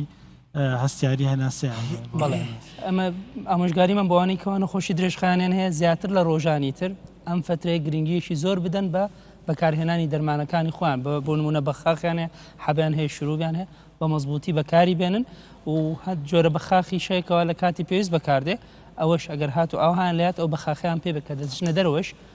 بەکاری بێنن لەو کاتە هەوڵ بدەن بە زووترین کات خۆیان بگەێنە جەیەکی داخراو بۆ معنی تاباریان ئاساییە پەیوەندی بە یەکێکەوە بکەن ئاگای لیان بێ بەشکو بێت بۆ نمونە باریان خراپتر تێک چوو ئاگای لیان بێ بە زووترین کات خۆیان بگەێنە نەخۆشخانە مثلا ئیسەر ڕەمەزانە بۆ ئەفتار چێشتخانە هەیە یا مەسەڵەن شوێنی هەیە شیرینی و ئەوانە هەیە نەلەو ئەو خۆڵەکە ئەو خۆڵە لەسەری دادەنیشن ئەوە مەسەڵەن ئیدارەیەک یا شتێک هەیە لەسەر ئەوانە مەسەڵەن ئیدارەی بکە مدیریەتی بێ کە خەڵکی ئەوانە نەخۆن چوون هەموو تۆز لەسەری ئەوەی بەڵێ ئەو شتانێکەوە ئەشۆردرێتەوە ئەبێ بەباشی بشۆردرێتەوە پێشەوە بخورێ ئەو شتانیشکەوە ناشۆردرێتەوە بۆ نمونە شیر نەمەنیوانە بەڕاستی چەند خۆت بە دوور بگری لێ ئەوەندە باشتر مەسەڵەن ئەو لفە و ئەوانەی لە دەرەوەدانیشینان خواردنیان هیچ تەندروست نییە چون هەمووی تۆزە لەسەر ئەو تۆزش ینی بەکوتم جگە لە دەنگکۆڵی خۆڵ دەنگکۆڵی ماوادی کیمیاوی کەیتە کەەوە حتا ئەگەر بچێتە ڕێڕەوی خواردنیشەوە ئەگەری هەیەکەوە کاریگەری خراپێ بێ دکتۆر باباسێکی ئەو شەربەتانە بکەین کە لە مانگی ڕەمەزانە فرۆشێ ماشەڵڵە بازاڕەکان پڕ دەبرن لە شەربەتی سروشتی بێ ئەوانەی کە بە ڕنگ دروست دەکرێ ئیتر ئەوانەی کە بە ڕۆژون هیوایەتیان و شەربەت و شیرێنانەیە ئەمانە بەم تەبوو تۆزە چۆنە ینی بەم تەبوو تۆزە زۆربیان داخراون هیچ کێشەمان لەوە نیە ئەتوانێت بیشوێتە بەڵام خۆی ئەسەن ئەو شەربەتانەکەوا دروستکراوە زۆربەی ڕێژەیەکی زۆری شەکر و مەوادی حافزەیتایە و ڕنگ و ینی ئەگەر بگری احتیمالە لە دەبوتڵ شەربەتە دەنگێ میوەیتیان نەبێ بۆ کەسێک کە بە ڕۆژووە چەند کاژێرێک و بەوە ڕۆژوەکەی دەشتێنێت چ مەترسی لەسەر تەندروستیە وەکوتم بڕێکی زۆری شەکریتەیە بڕی زۆری شەکر ڕێژەی ئینسۆلین لە ناولەش زۆر بەرزەکاتەوە وابێتە هۆکاری چەندین نەخۆشی لەوانە نەخۆشی شەکرە و نەخۆشی هێرکەدان لە ئافرەتان و نەخۆشی دڵ و زۆر نەخۆشی ینی پەرداخێک لەوە لەوانەیە وەکوا بێ سێ لقمە قازی بخۆی لقمە قازەکە تەندروسترە چونکە ینی بڵێن مادی حافزەی زۆرتیانە ڕەنگیتیانە جنابی بۆ ئەو خۆشکە بە ڕێزانمان کە دووگیانیشن ئەوانیش نابێ بینە دەرەوە بەڵێ ئەوانیش هەستیارن بۆ وەزە بڵێ لەبەرەوەی میدیا باسیەوەی کردکەوە خەڵکێکی زۆر ڕووی لە نەخۆشخانەکان کردووە ڕێنمایی تو چییە بۆ ئەوانەی کە بە شێوێک لە شێوەکان هەست دەکەی کە کاریگەری ئەم خۆڵبارینیان لەسرە بەڵام دەزانی ئەم جۆریان مەترسیدار نییە هەر بستەوە ماڵەوە لەوێ پشوو بداتن ڕەنگە پێویست بەوە نەکە بستە نەخۆشخانە کامە جۆریان بۆ نمونە ئەگەر هات و تەنها خورشتێکی چاوی هەیە خورشتێکی لوتی هەیە پشمینی هەیە کۆکەی هەیە ئەوانە پێویست ناکە بڕاتە ماڵەوە ئەگەر خۆی نەخۆشی درێژخان بێگومان دەرمانی هەیە لە کاتی پێویست بەکاری بێنێ بەڵام ئەوانەی کەەوە هەناسەیان تون دەبێت سینجان تون دەبێت ئازاری سینجانە بێت دەنگی هەناسەیان ئەگۆڕێ ئەوانە باشتر وایە خۆیان پشتگوێ نەخەن بڕۆنە نەخۆشخانە ئەلێواکە پزیشک بارەکەیان ئەبینێ بەگوێی بارەکان ئەگەر هەیەکەوە دەرمانی زیاتر مەس ئەگەر شێکەوە لەژێر چاودێری ئەگەر مەسەلەن جنابەت ئەفەرمی ئەگەر پێویست ناکە کە مەسەلەن وەختی زەروری ئەگەر بنیام ناخۆشە بەشەر ناخۆشە لە ماڵ بێتە دەرەوە ئایا پەیوەندی دەتوانن لەگەڵ جنابەت بین لە بە شێوەیەک پەیوەندی بگرن کە ئەگەر ناتوان بێنن دەرەوە بەو پەیوەندیە لەگەڵ جنابەت ئەگەر پرسیاری شتێکیان هەیە لە جنابەت بیکەن بەڵێ نەخۆشی خۆمان ئەم پەیوەندیمان هەیە لەگەڵانە و ژمارەی 122 ئەتوانێت هەموو نەخۆشێت تەلەفۆنی بۆکە کارمەندی تەندروستی وەڵامیەداتەوە ئەگەری هەیەکەوە بەس بە ڕێنمایی پێ بڵێ چی بکات و چی نەکە ئەگەریشی ئەگەر بینی بارەکەی باش نەبێ بڕاتە فریایەوە هەندێک خەڵکەنە ناچنە خەستەخانێ و ناچنە باتەختۆرژی ئەمە ڕاست و خۆ درنسەی دەلیێ بێکا دەرمانێکی بدمەش بۆ چاوی مەش بۆ قرکامە ئەف ڕاست و درستی یان چاوە دکتۆر ئەوە لە کاتێکە دروستە ئەگەر دەرمانخانەکان دەرمانسازی تیاوێ بەداخەوە زۆر لە دەرمانخانەکانمان پەیوەندیان بە پزیشکیەوە نییە ینی دەرمانخانە هەیە مامۆستا بڕێوە با بەخۆی ینی ئەوە کەمکردنەوە نییە لەوان بەڵام بواری ئەوان نییە ناتوان ئەو خزمەتە پێشکەشکەن ئەگەر دەرمانخانەیەک دەرمانسازی تابێ ئەکید ئەو دەرمانسازە ئەتوانێت ڕێنمونی بکات پێ بڵێ ئەو حاڵەتە هەندی حاڵەت هەیە بە دەرمانی ئۆڤەر دە کاونتەر ئەو دەرمانانی کەوا پێویستیان بە ڕەچەتەی پزیشک نییە ئەی داتێ ئەگەریش بینی حاڵەتەکەی باش نییە ڕێنماییە کات بڕات خۆی پێشانی پزیشک بدە کەوا نابێ بەبێ دەرمانسازیان پزیشک دەرمان وەربگرێت ئەکید بێگومان لە هەموو حاڵەتێک نەوەکو بەسەڵ زۆر سوپاس خوش زۆر سپاس کاک دکتۆر بەڕێز خواحافیز برێم خواحافیز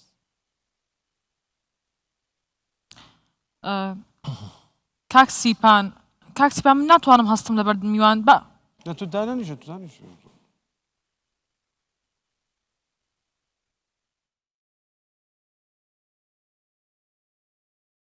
دەوامە ئێمە باسی کۆمەڵێک ڕێنمایی زۆر گرنگمان کرد بە تایبەت ئێستا خۆڵبارین هەیە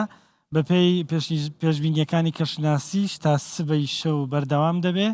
لەبەرەوە گرنگە ئەم ڕێنماییانە وەربگرن و بە تایبەتتر ئەوانەی کە نەخۆشیان هەیە ئەوەی کە دکتۆر وتی ئەمانە پێویستە بە ڕۆژوو نەبن ئەمە لە ڕووی شەرعیشەوە کەسێک کە ژیانی دەکەوێتە مەترسی نابێ بە ڕۆژووبی چونکە پاراستنی ژیانی مرۆڤ گرنگترە لەوەی کەەوە ئەمڕۆ بە ڕۆژووبی یان بە ڕۆژوو نەبی ئەمە بەپێی شەرع میوانێکی دیکەمانەیە خەمسە ئەلی ئەویش هەر لە بواری پزیشکی کار دەکا ئەو کەسێکی خۆبەخشە کە لە کاتی هێرشی داعشدا هاوکاری پێشمەرگەی کردووە چارەسەری بریندارەکانی کردووە هەروەها چۆتە سەر چیای شەنگال لەوێ هاوکاری کوردانی ئێزیدی کردووە دەرمانی کردوون چارەسەری کردوون خەنسەخان ئەم شەو میوانمانە و لەگەڵمان میوان دەبێ گفتوگۆی تایبەت دەکەین سەبارەت بەو کارانی کە کردوەتی بەڕاستی ئافرەتێکی لەم جۆرە خۆبەخش جێی سوپاسە کاک پەیام لە خەڵکی ڕۆژاوای بەرێ هەرێوڵە شێرەژنن ئەیجات شتێ باڵکێشێ بەجلوبەرگی پێشمەرگەشەوە هاتووە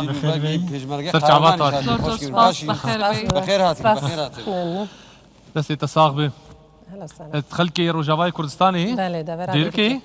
سەرسەراسەر چ زوو لە هەریما کوردستانە ژمێژ 1014 لە 1014 کاری بژشکیت کە اها ساعتها تاخذ شوي صفقان خزني بسيارك ما ري جناب بابي حوست ناسي ري ناسي هاي كانت او الحمد لله ناس تقارو والله نها جمر يعني ما بهيز براستي وبرجي نافي تبلا فويغو او جنا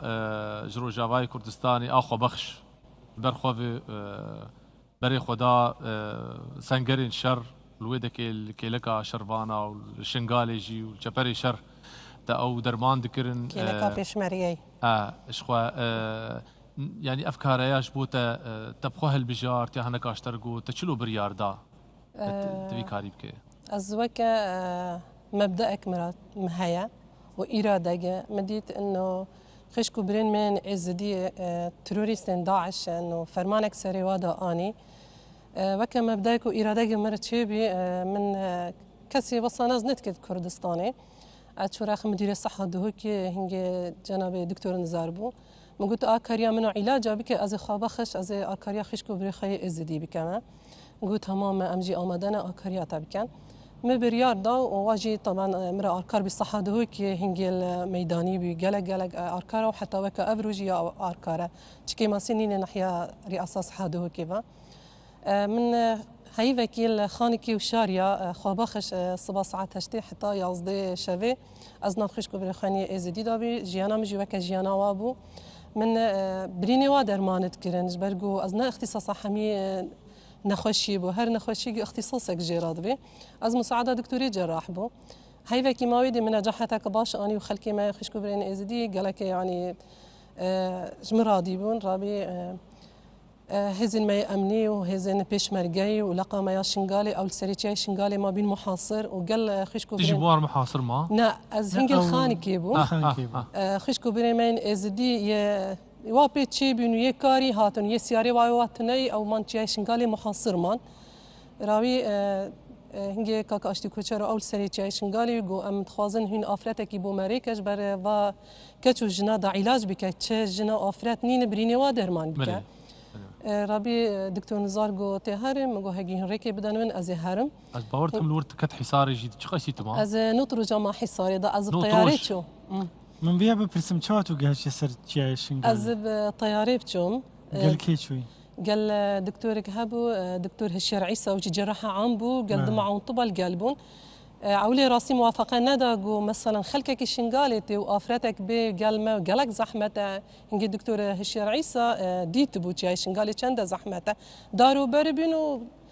چادر انزانه هبو ننبو هنجي من ديت بو راسي رابي مجي بريار دا مگو جيانا مجي وك خشكو برملين ازدي اجي هرم ملي پیش مرگي بري خدا از خدمتا خشكو بري خي ازدي بكامل خوشكي من او كاتك لا شنغال بوي او همو ايش وازار تددي او همو ظلم تددي چه يعني حسي كتبو چه يعني چه احوالي كتبو دمي از طياري شوي از مدني شو مدگو چي شنغالي باجارك من زاني انه باجار شنغالي بنيات چي بنيا لوفايات چي شنغالي حميد درو بربو خلكمتي دا ما بو اس دمي داعش هاتي هاتن باجارة وجندا وحمي خلكي ما ربيان هاتن چي شنغالي حمدان برسنگاخا يعني خلكي ما خشكو برين ما ازدي وقال بيش ما قال ويدي من محاصر اجي تشوم خيمه قلويدي بي تشادرك بي اجي تشوم وي تشادري دا نطر جا از الويد ما محاصر ومن عرفت نفحمي كاي وحمي اختصاصي الطبي دا من حتى انه ولادات كرن حالات ضغطيه سكريه زاروك المهم نخوشيك هات شهن محمي علاجتكن قلب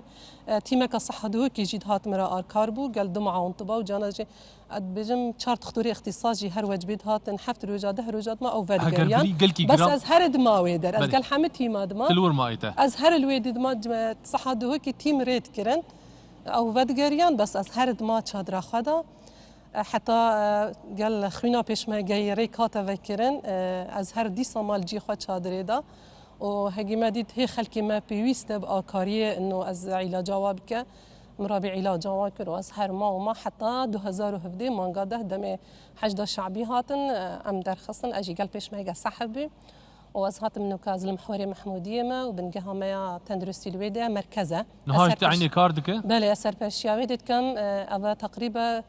2014 حتى نوكا از بردام شافوروج ما تشتك بهيستي نظام راسته تبي اجازه وخباخ شو بيت اشتكت دستك از خباخشم بس نوكا كاريام كان حميله انا يعني هێزن تایبەت لێ دێنن پێشمەرگێمە حەمی لێ دێنە یعنی هەمیژی تەقسیرا من ناکە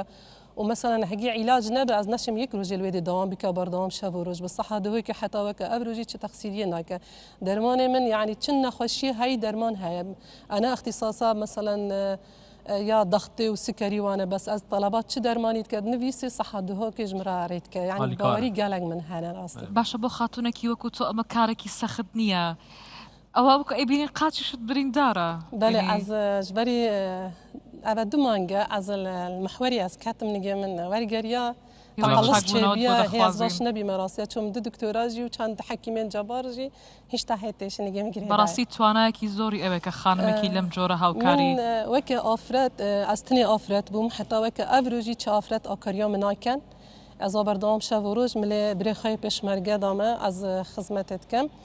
من گەلە کاری سادیتن لێ دەرێ دەمێ داعش تۆپێ خەتاوێتن پێشمەرگەی من گەلە پێشمەرگە دیتن شەهید بوین ڕاستین من گەلە خشک و برێ خادیتن هەگیتی و برچیت بین خشک و برێن منن ئێزدی یعنی یا دماهیکە هەری نەخۆش ئەنۆ ئەمێ نوستی بوون سەرێتیای شنگالێن تۆپێن ترکیا یعنی هاتن مەقەرمە تۆپکە ینی هاون و خەنزە تۆپێن تەیارەکە چ دبێژن ما پێنج شەهیدن پێشمەرگەدان و مە پێنج بریندار ئەو بریندانجی برینداریوان نەسڤک بینیە بێ دەستی بێلنگ ڕاستی ئەو ئیزدارێن کە جنابەت هاوکاری دەکرێت چه هەستێکیان بوو بۆ جنابەت هەستێ من ئەنۆ ژبەرگ و هەستێوان هەستێوە حتاوەکە ئەڤروژی هەی خشک و برێمنێن ئێزدی سەردانا متکەن ئەز ئەو گەلێک یعنی ماژی کو دفێ متکردن ومجي قالا كيف فاتي واواجي يعني كيف متي وحتى برين مني بيشمرجي حتى وكو ابرو از نافادامه وقالا كيف متين وكا خوش كي مدبينا زور سپاس سلامت زۆر جوانی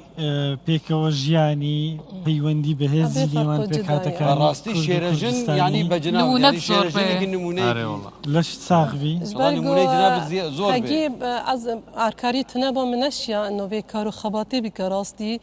سەرکردایەت یا مەج یا پارتی گەلێک مرە ئارکارە و هێزن me ئەمنی گەلێک ئارکارن و پێشمەرگێمە گەلێک ئارکارن بەرپرسن me گەلێک مرە ئارکارن هەمی ڕێزێل متگرن و احتیراما متگرن ئەژی مەجبورم شەو و ڕۆژ خزمەتە خشک و برێ خوا بکە و پێشمەرگەی بکە ئیرادە و مەبدە گەلێکە هەگی ئیرادە و مەبدەی تە هەبە تە هەست تیبینێ ناکە برچیبینێ ناکە داواما شەو و ڕۆژ ینی تە هەست چ تعبت گەلێک جارا برێن مدبێژن یە پێشمەرگەی هەرە استیراحەگی هەرە سەفرەگی هەرە بازارێکی ئەدبێژن هۆسە پێکی خۆشە جبرگو إرادة مقالك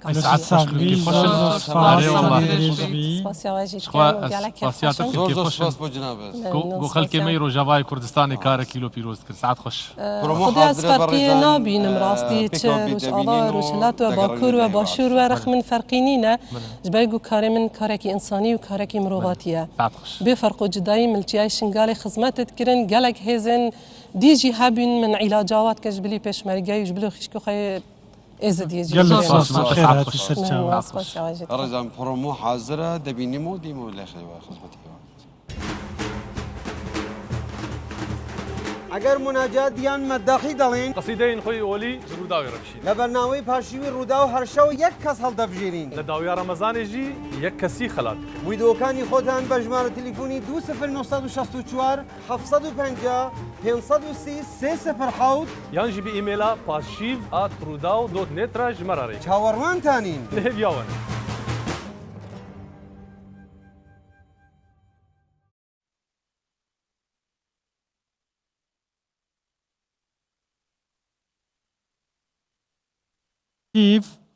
گەیشتینە مژاری ئەم شەوی پاشیف ئێمە لە سوۆسیال میدیای ڕوودا و ئەو پرسیارەمان دانا ببەوەی کە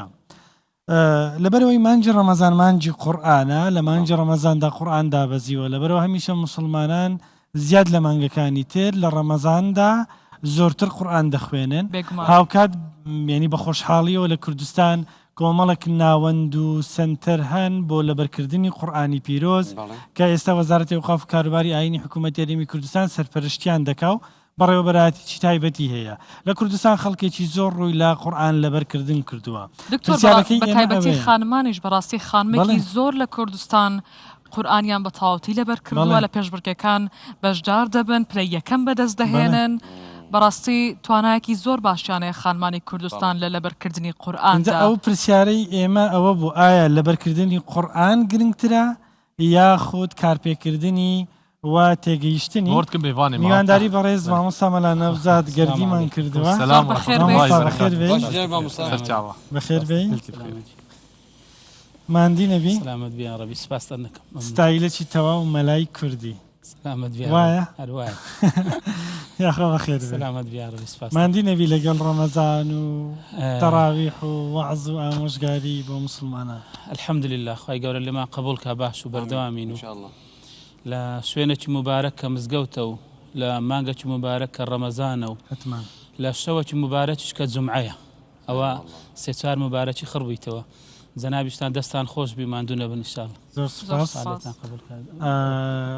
حتمەن لەگەڵ ئەو هاوکارانەمان و بەبوونی تۆ مامۆستا نەوزاد ئێمە پرسیارەکەمان دانابوو لە سوشیال میدیای ڕوودا کە ئەم شەو باسی ئەم بابەتە دەکەین ئەوەی من سەرنجی کۆمنتەکانمدا زۆربەی ئەوانەی کە کۆمنتیان نووسی بوو دەڵێن کارپێکردنی گرنگترە لە لەبەرکردنی لەبارەی قورئانی پیرۆزەوە تۆ وەڵامت چییە؟ بسم الله الرحمن الرحيم الحمد لله والصلاة والسلام على رسول الله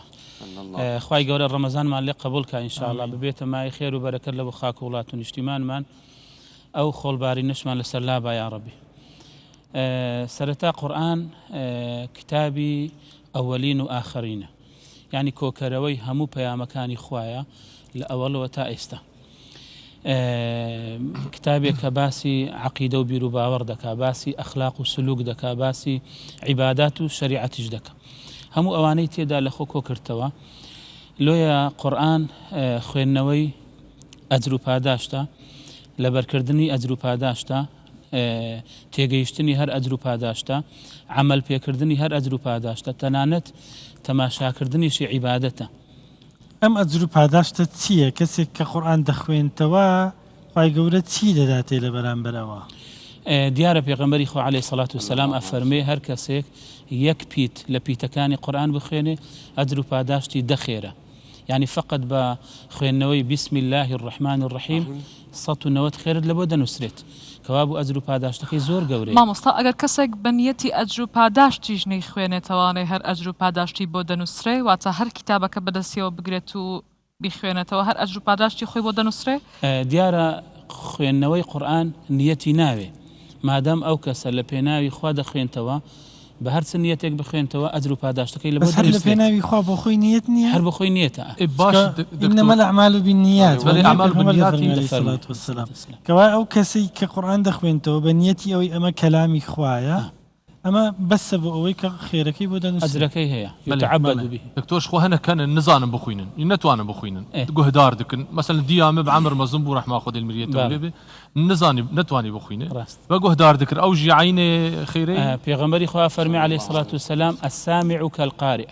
ئەوەی کە گوێ ڕادیەری قورئان بێ وەکو ئەو وایە قورئانەکەی بخوێنێ عینی ئەجر و پاداشت تەنانەت بینین و تەماشاکردنیشی هەتا ڕووداوێک لە مێژوو دەجێڕنەوە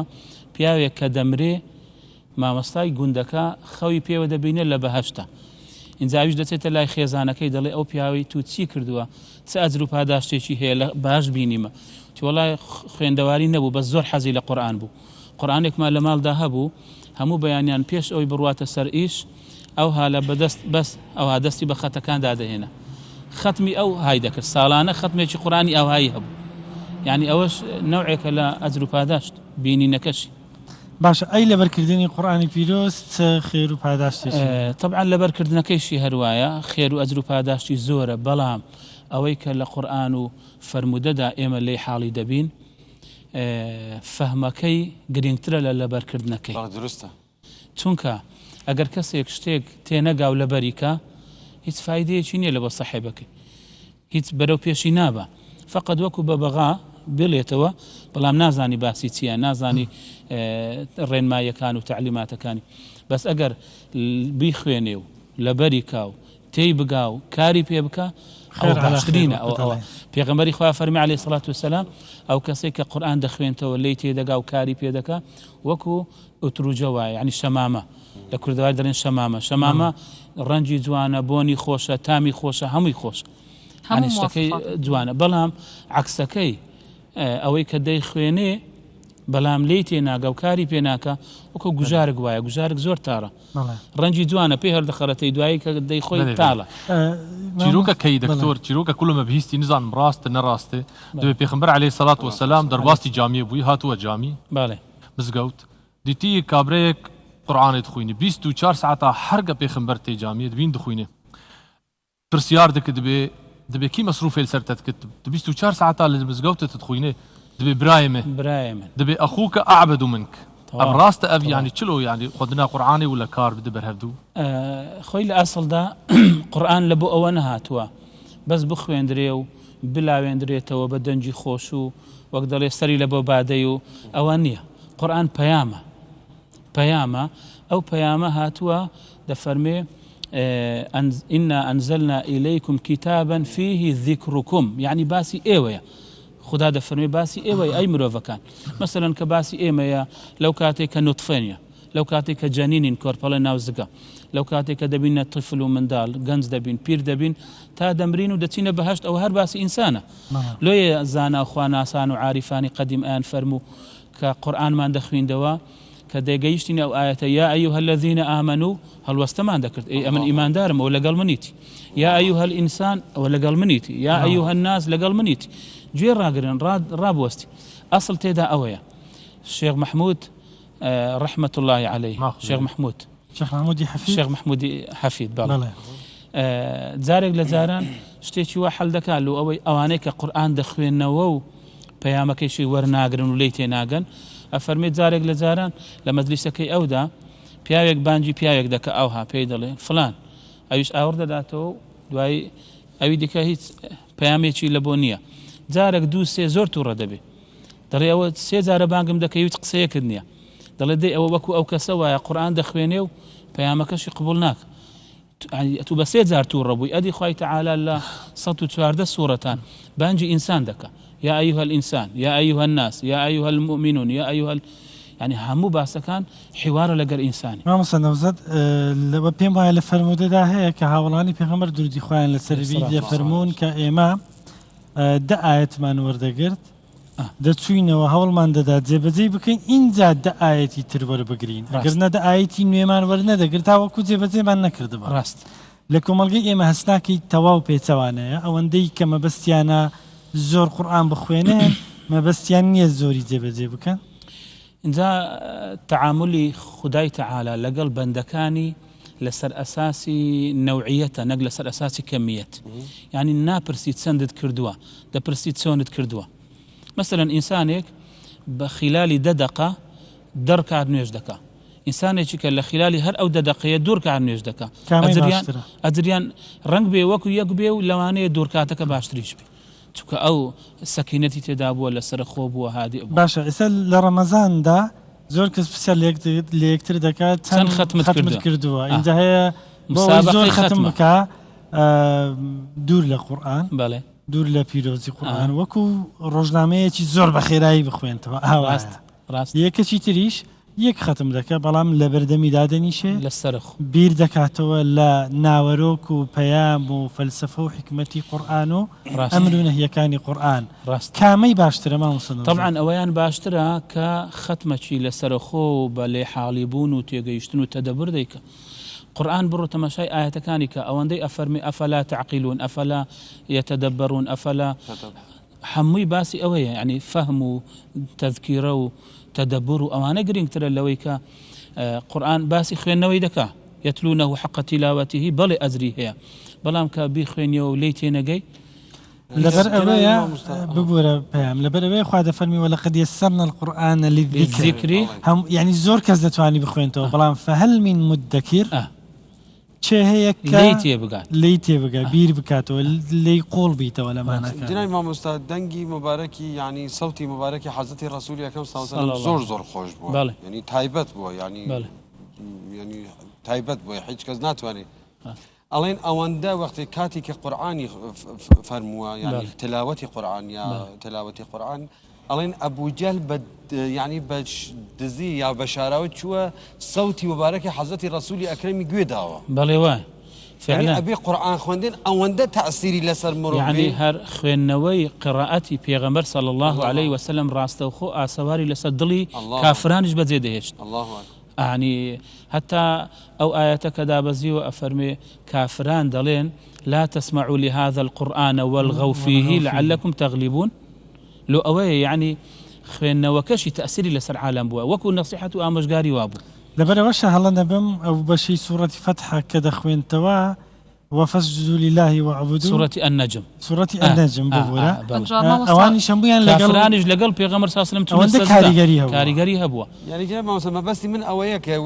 انسان يا كسك قرآن تلاوتك ابي اوند تأثير لسر خلقك بي كحتى اواني شك مسلمانين برو او قرآن بين راست اخر باندازي قارئك تأثيري لخوي كرد باندازي اوش تأثير لبرامبر دكان مامۆستا نەوزاد چەندین ڤیدیۆ هەیە لە یوتیوب و لە پێگەکانی سۆشەڵ میدیا کە کەسانێک هەن کەسانی موسڵمانن قورئان خوێنن لە دەرەوەی وڵاتن هەنێک کەس هەیە کە هەر بە دینی ئیسلام ئاشنا نین بەڵام قورئانەکەیان بۆ پێ ئەکات و ئێخاتە گوێچکەیان بینیمە بەڕاستی دەکوڵێ دەگرێن و دڵیان پڕ ئەبێت ئەمەش هەروەکو ئەوەیە کە تۆ باست کرد فعلا تأثیراتی خۆی هەیە کەلامی خوا بەڵام بە ئەندازەی ئەوەش کە ئەو کەسە دەخوێنێتەوە بە چنیەتێکی خاڵیس و ساغ دەخوێنێتەوە تەئسیراتی خۆی دەبێت هەتا جاری وا هەبووە لە نێو کۆمەڵی خەڵکی بیانی بێگانە کە لە زمانی قورئان تێناگەن کابرا خیتابی داوە لە ئەسنای خیتابەکەی بە زمانی عەرەبی قسە دەکات بەڵام لە ئەسنای خیتابەکە جارجارە ئایەتێک وەکو دەلیل دێنی ئەو سامع و جێگرانەی لەوێن دەڵێن هەندێک بڕگەت جیاواز بوو لەوانی دیکە یعنی هەتا بە زمانی عەرەبیش قسە بکەی آياتك جوازة لكلام عرب يعني تأثيراتي خوي هي حتما ما موسى نوزاد لا حضرتي عائشة داشي ما داران دفرسن رضاي خوي لسربي بيغمبر خروشتي تشوم صلى الله عليه وسلم لفرمي كان قرآنا يمشي بين الناس قرآن يقبو لبناو خلق درويش يعني سلوك وهالسكوت وقصة وقفتار ورفتاري قرآني بو أي إيمي مسلمان آية قرآن لجياني إيما رنجي داوتوا آية دبيني قرآن لجياني مسلمان رنجي دابتوا والله مباركي براستي هجري قرآن با نوعي كلنوعي هجري قرآن يعني هجري اتباع هجري عمل بيكردنا كقرآن بخوي دفرميت أفرمي قرآن لويا مباركة فاتبعوه لبا اتباعكي مباركة وإلا لبر حر أو بيخوين يو جيل راقريو يعني بك يا دعاء ونشتو بيدوابي شفاء أو لكاتك دا قرآن لبو اتباع هاتي خالد كري وليد أفرمون هر سورة فاتحة وقل والله زانية هيت كينا زانية بس هو الرجال بياوي عظيم وقورب زورك لا صحابة كان قرآنيان كم زاني وبلام زوريان عمل بيكرديا ئەو مهمە ئینسان لە ژیاندا چەندە ئەو پەیامەت جێبەجێ دەکات تا قسەیەکەیە لەسەر ئەوە وەکو زەربی مەسەل ئەینەوە ئەڵێن پیاوێک ڕۆیشتە خارج لەوێەوە بژێوی ژیان لە بۆ خانەوادەکەی پەیداکات جارێک نامەیەکیان بۆ دەنێری و لە بۆ عایلەکەی خۆی ئیدێ و عایلەیەش نامەکەی بابیان لە بۆ دێ و نایکەنەوە چ تێدایە هەر ئەوەندە ماچی دەکەن و لەسەر سەریانیدا دەنێن و لەسەر تاقێکی بەرزدای دەنێن و زۆر دڵیان پێخۆشە و نامەی بابیانە و وەڵام دایدنێن دوای ئەوە ماوەیەکی کەم نامەیەکی کە دێ دوای ئەوە کە بابیان دێتەوە دەڵێ حاڵ چییە دەڵێ وەڵا حاڵ چییە کوڕێکمان مدمین بوو بە مخدرات و ئەوە لە سزنە و کچەکەمان بە سوودا لە بۆ پیاوێکی خراپ ئەویش تەلاق دراو هاتەوە دایکمان لەبەر نەخۆشی مرد و پارەمان نەبوو عیلاجی کەین و زاگوتی ئەی نامەکانی من گوتیەوە نامەکات ئەوە لێرە دامان نایە نەمان کردەوە زۆر خۆشمان دەوێت هەموو ڕۆژێ ماچی دەکەین دەگوتی نامەکان پارەی تێدا بوو لۆ عملیاتی داکتان بکەن نەمری نامەکە ڕێنمایی تێدا بوو ئەو کوڕە بیپارێزن ئاگاتان لێبی برادری خراپ نەیبە نامەکە تێدا بوو ئەو کچتان بە سومەدەن تا ئەمن دێمەوە ئێستان کون نامەکەتان نەکردەوە پەیامەکەی من نەگەیشت دەتەوێت بڵێ قورئانی پیرۆز چارەسەری ئەو نەخۆشیانی کۆمەلگەی تێدا هەیە ئەو پەیامەیە کە دەبێ بقرينه بويو جيبجي بكي طبعا وننزل من القرآن ما هو شفاء ورحمة للمؤمنين مؤمن أويا كباوري بيها بيخوين تو ليت يبقى وكاري بيبقى أو الشفاء لبوي إن ذات سهاري همو دردكان دردي كوملايتي دردي دروني دردي حتى علمي حمو بحثكاني تيدا كوكرايتو بلام أجر نيكي ولا يزيد الظالمين إلا خسارة أويك هجري قرآن بك خسارة من دبي باش دكتور أنا إيه بخواز بقرآني بك بعمل يعني بعمل قرآني تنفيذ بك بعربي زانب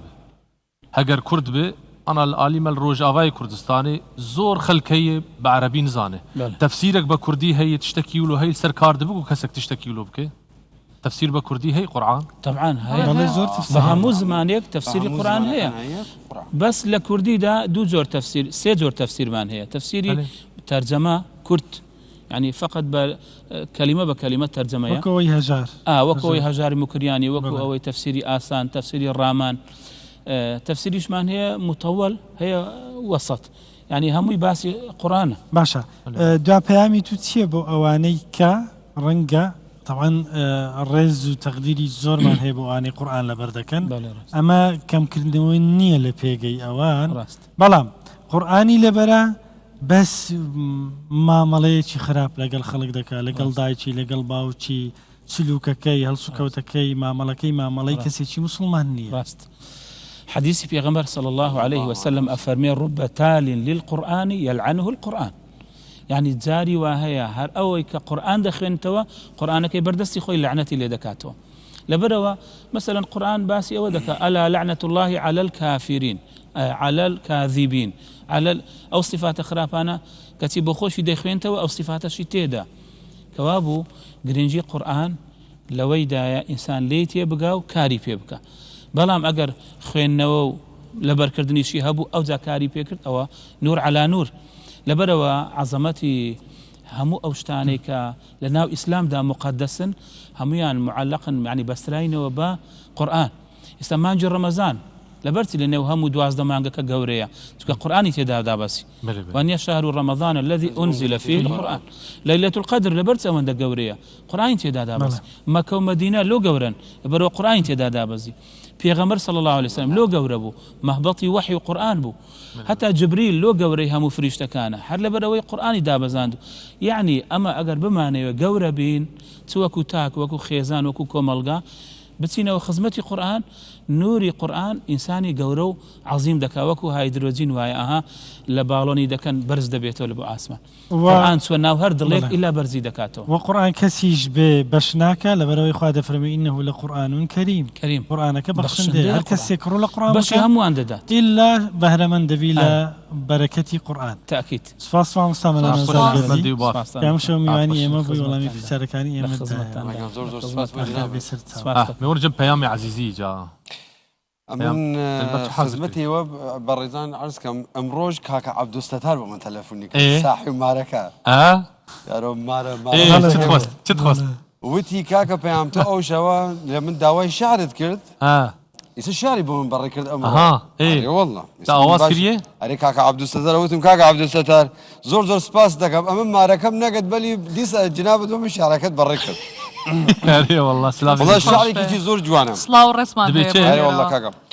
مرحبا اي تاج سرا مرحبا سر دفترا وبيغمبرا مرحبا مرحبا اي نورا نور مرحبا توي رحمة للعالمين مرحبا مرحبا سيدي سرور مرحبا اي شافعي الرجا محشر مرحبا مرحبا قاصدي الرحماني مرحبا توي محمدي نوراني مرحبا اجاب بس بآواز زور سباس دكم كاكا عبد الستاري بريز اري والله انت ومن استبع آواز طلع البدر علينا طلع البدر علينا زور سباس دكم كاكا عبد الستاري لبيرن بوي يعني لبيرت كردم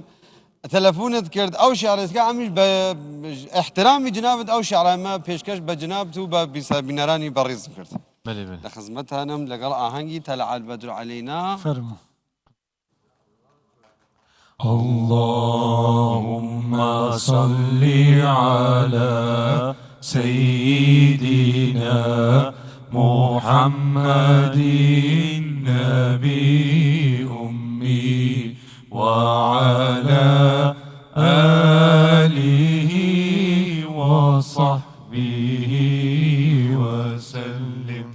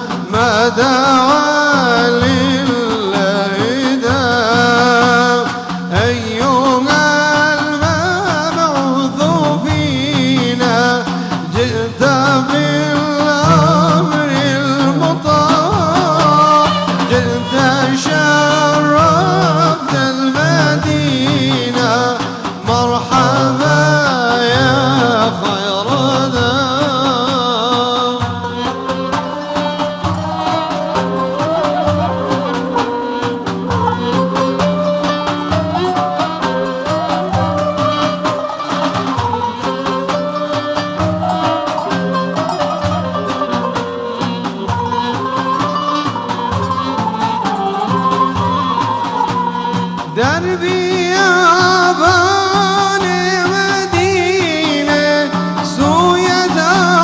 يا رسول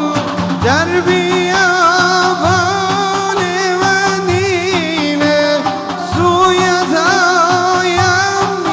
رسول جان خضرا الفدايا خاك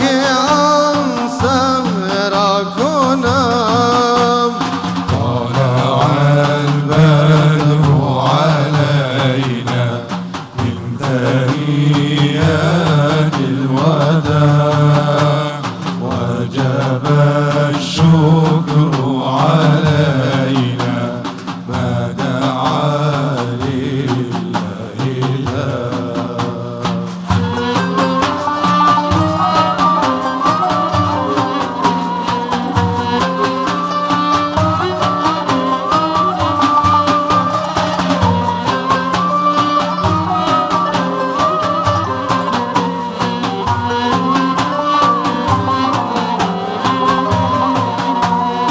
أنت شمس أنت بدر أنت نور على نور أنت شمس أنت بدر أنت نور على نور أنت مصباح الثريا يا حبيبي يا رسول أنت مصباح الثريا يا حبيبي يا رسول طلع البدر علينا من ثنيات الوداع وجب الشكر علينا ما دعا للإدام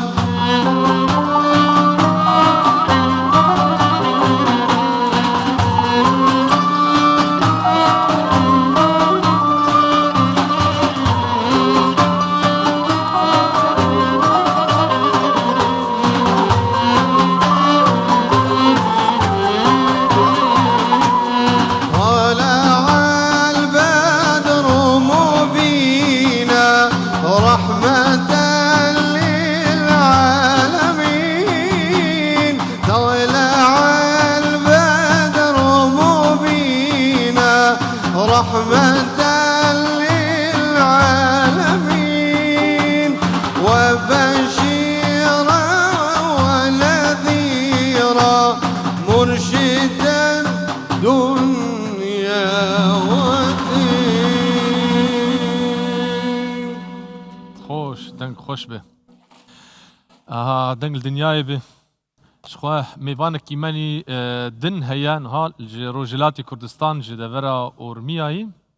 ملا عثمان تبخيري هاتي سيدايمه زور رمضان بخير التفيروز بي. ذكر بخير بي سيدة رمضان بترشاوه ايصال بسم الله الرحمن الرحيم الحمد لله الذي هدانا لهذا والصلاة والسلام على خير خلقه محمد وعلى آله وأصحابه إلى يوم الدين قال الله تعالى في كتابه الحكيم في فرقانه العظيم يا أيها الذين آمنوا كتب عليكم الصيام كما كتب على الذين من قبلكم لعلكم تتقون صدق الله العظيم صدق الله العظيم في شما تشكيدا تقدير وتشكر كامل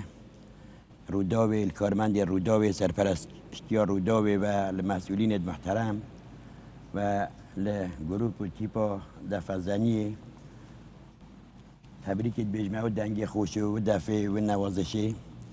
وممنونين قوينكو نقول عم دعوت لنا إيرا زور سپاس عم بافتخار كان بوجود هنگو و بمدياي و بروداو راستي اورگانا که زور مکانیزمه و ممتازت عالم دا همیشه هم تماشاچی و گهدارت روداوی نه انشالله زور موفق بیا هندکی دیگه جی سعی بکن موفق تر جی گلک کیف خوشین تو هاتی غيره موسى برز جناب الامير قوار تشريفت هنا وا بله امن خوم لخانقای حضرتی بابا شیخ سید طه نقشبندی کمالی زاده نقشبندی هر وەکو کوڕی جنابی شیخ بوو يعني اما لسالي تقريبا او 22 ساله هاتوچوی مالی جنابی حضرتی بابا شیخ دکیم وایسا کوڕی جنابی شیخ یحیی لوی نقش طريقتي نقشبندی و صوفی زۆر بقوته بله دەمانەوەی سەبارەت بە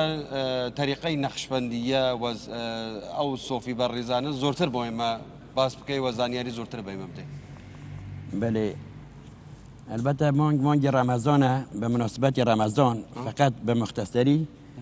دوستی مقولم یادداشت کردن یک او مانگ رمضان 3 دهه هنه دهه اول مشهور به رحمت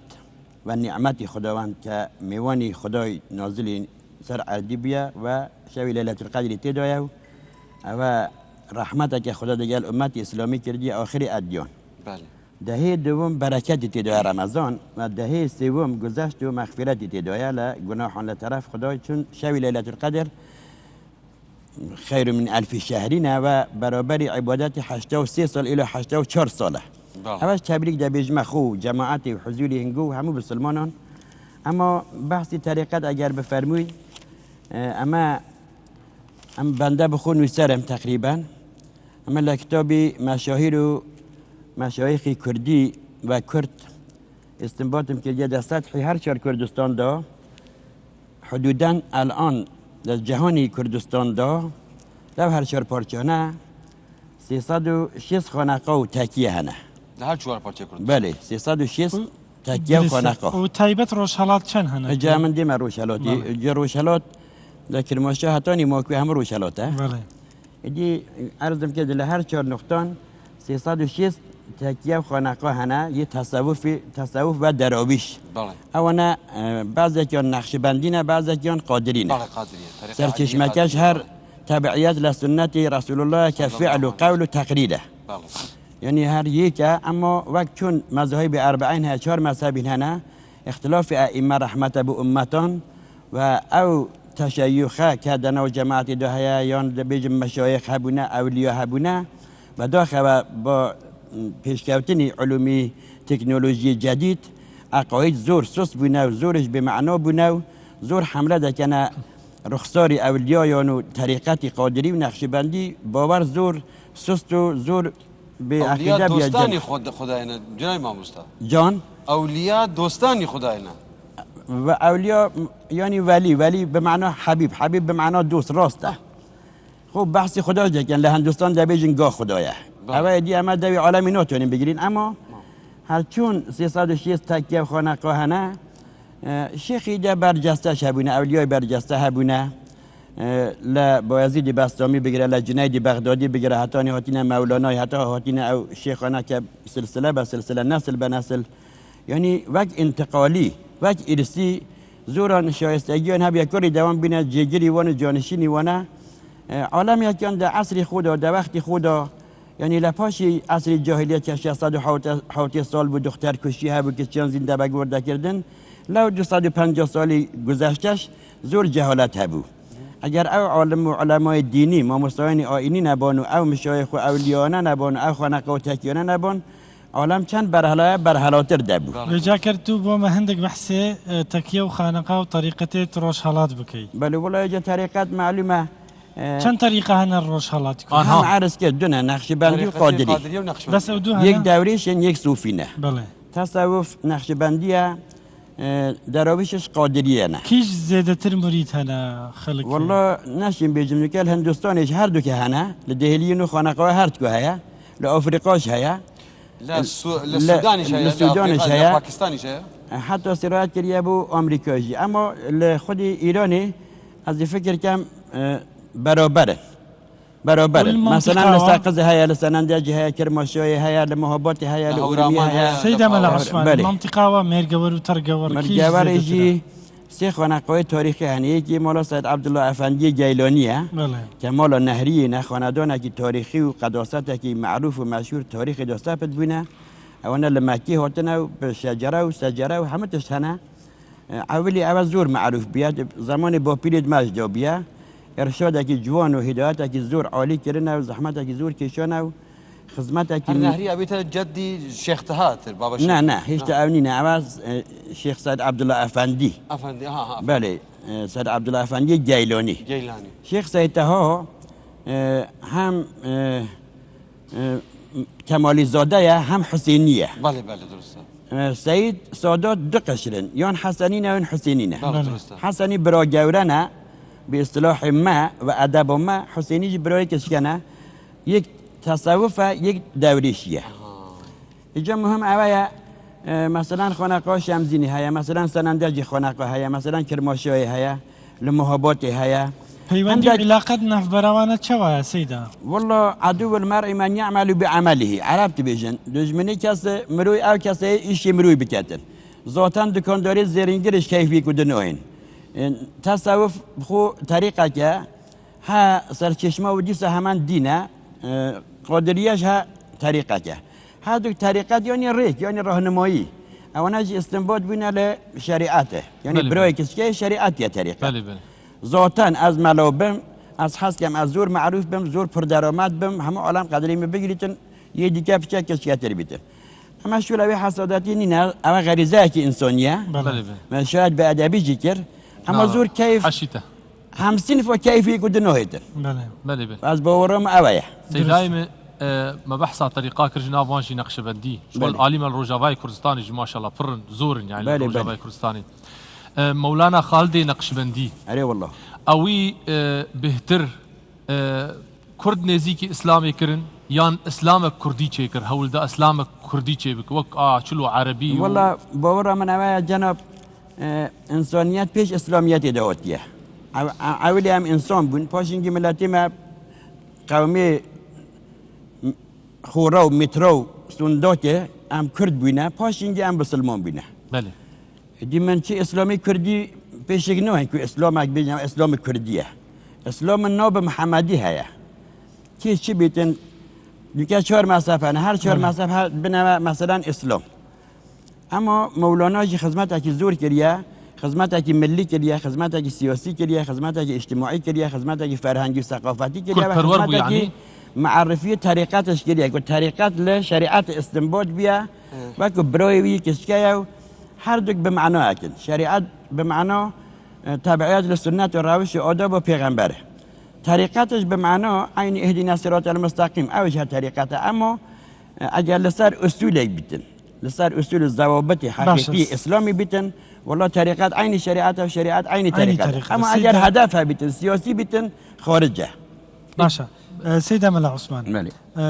روشهڵاتی کوردستان بله پەیوەندی ناوبەرە دینداری و کوردایەتی بله پاراستنە کللتوری کوردی چەوایە والله از بني تاريخ تشتكي كو بوتي هم قوم تاخويتن تكرار نابتن اما عبرات ملو لجريتن بله نوكا زور مشهورة تبيجن ملت ما لبر اثر دینداری پاشکتیه نبیاد چه ود بیجن عالمک ود بیجیدن بله اما ملتی کرد وقتی به سلمان بیاد زمان پیغمبر که سلمان فارسی ابو ذر غفاری میمونه کردی شهاب کابان او 5 نفرانه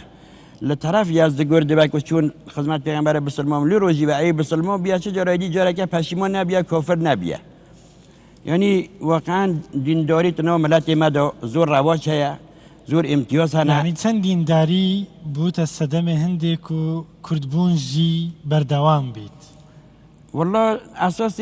قوام الدين نكابي تبليغات صحيحه ديني اسلامي او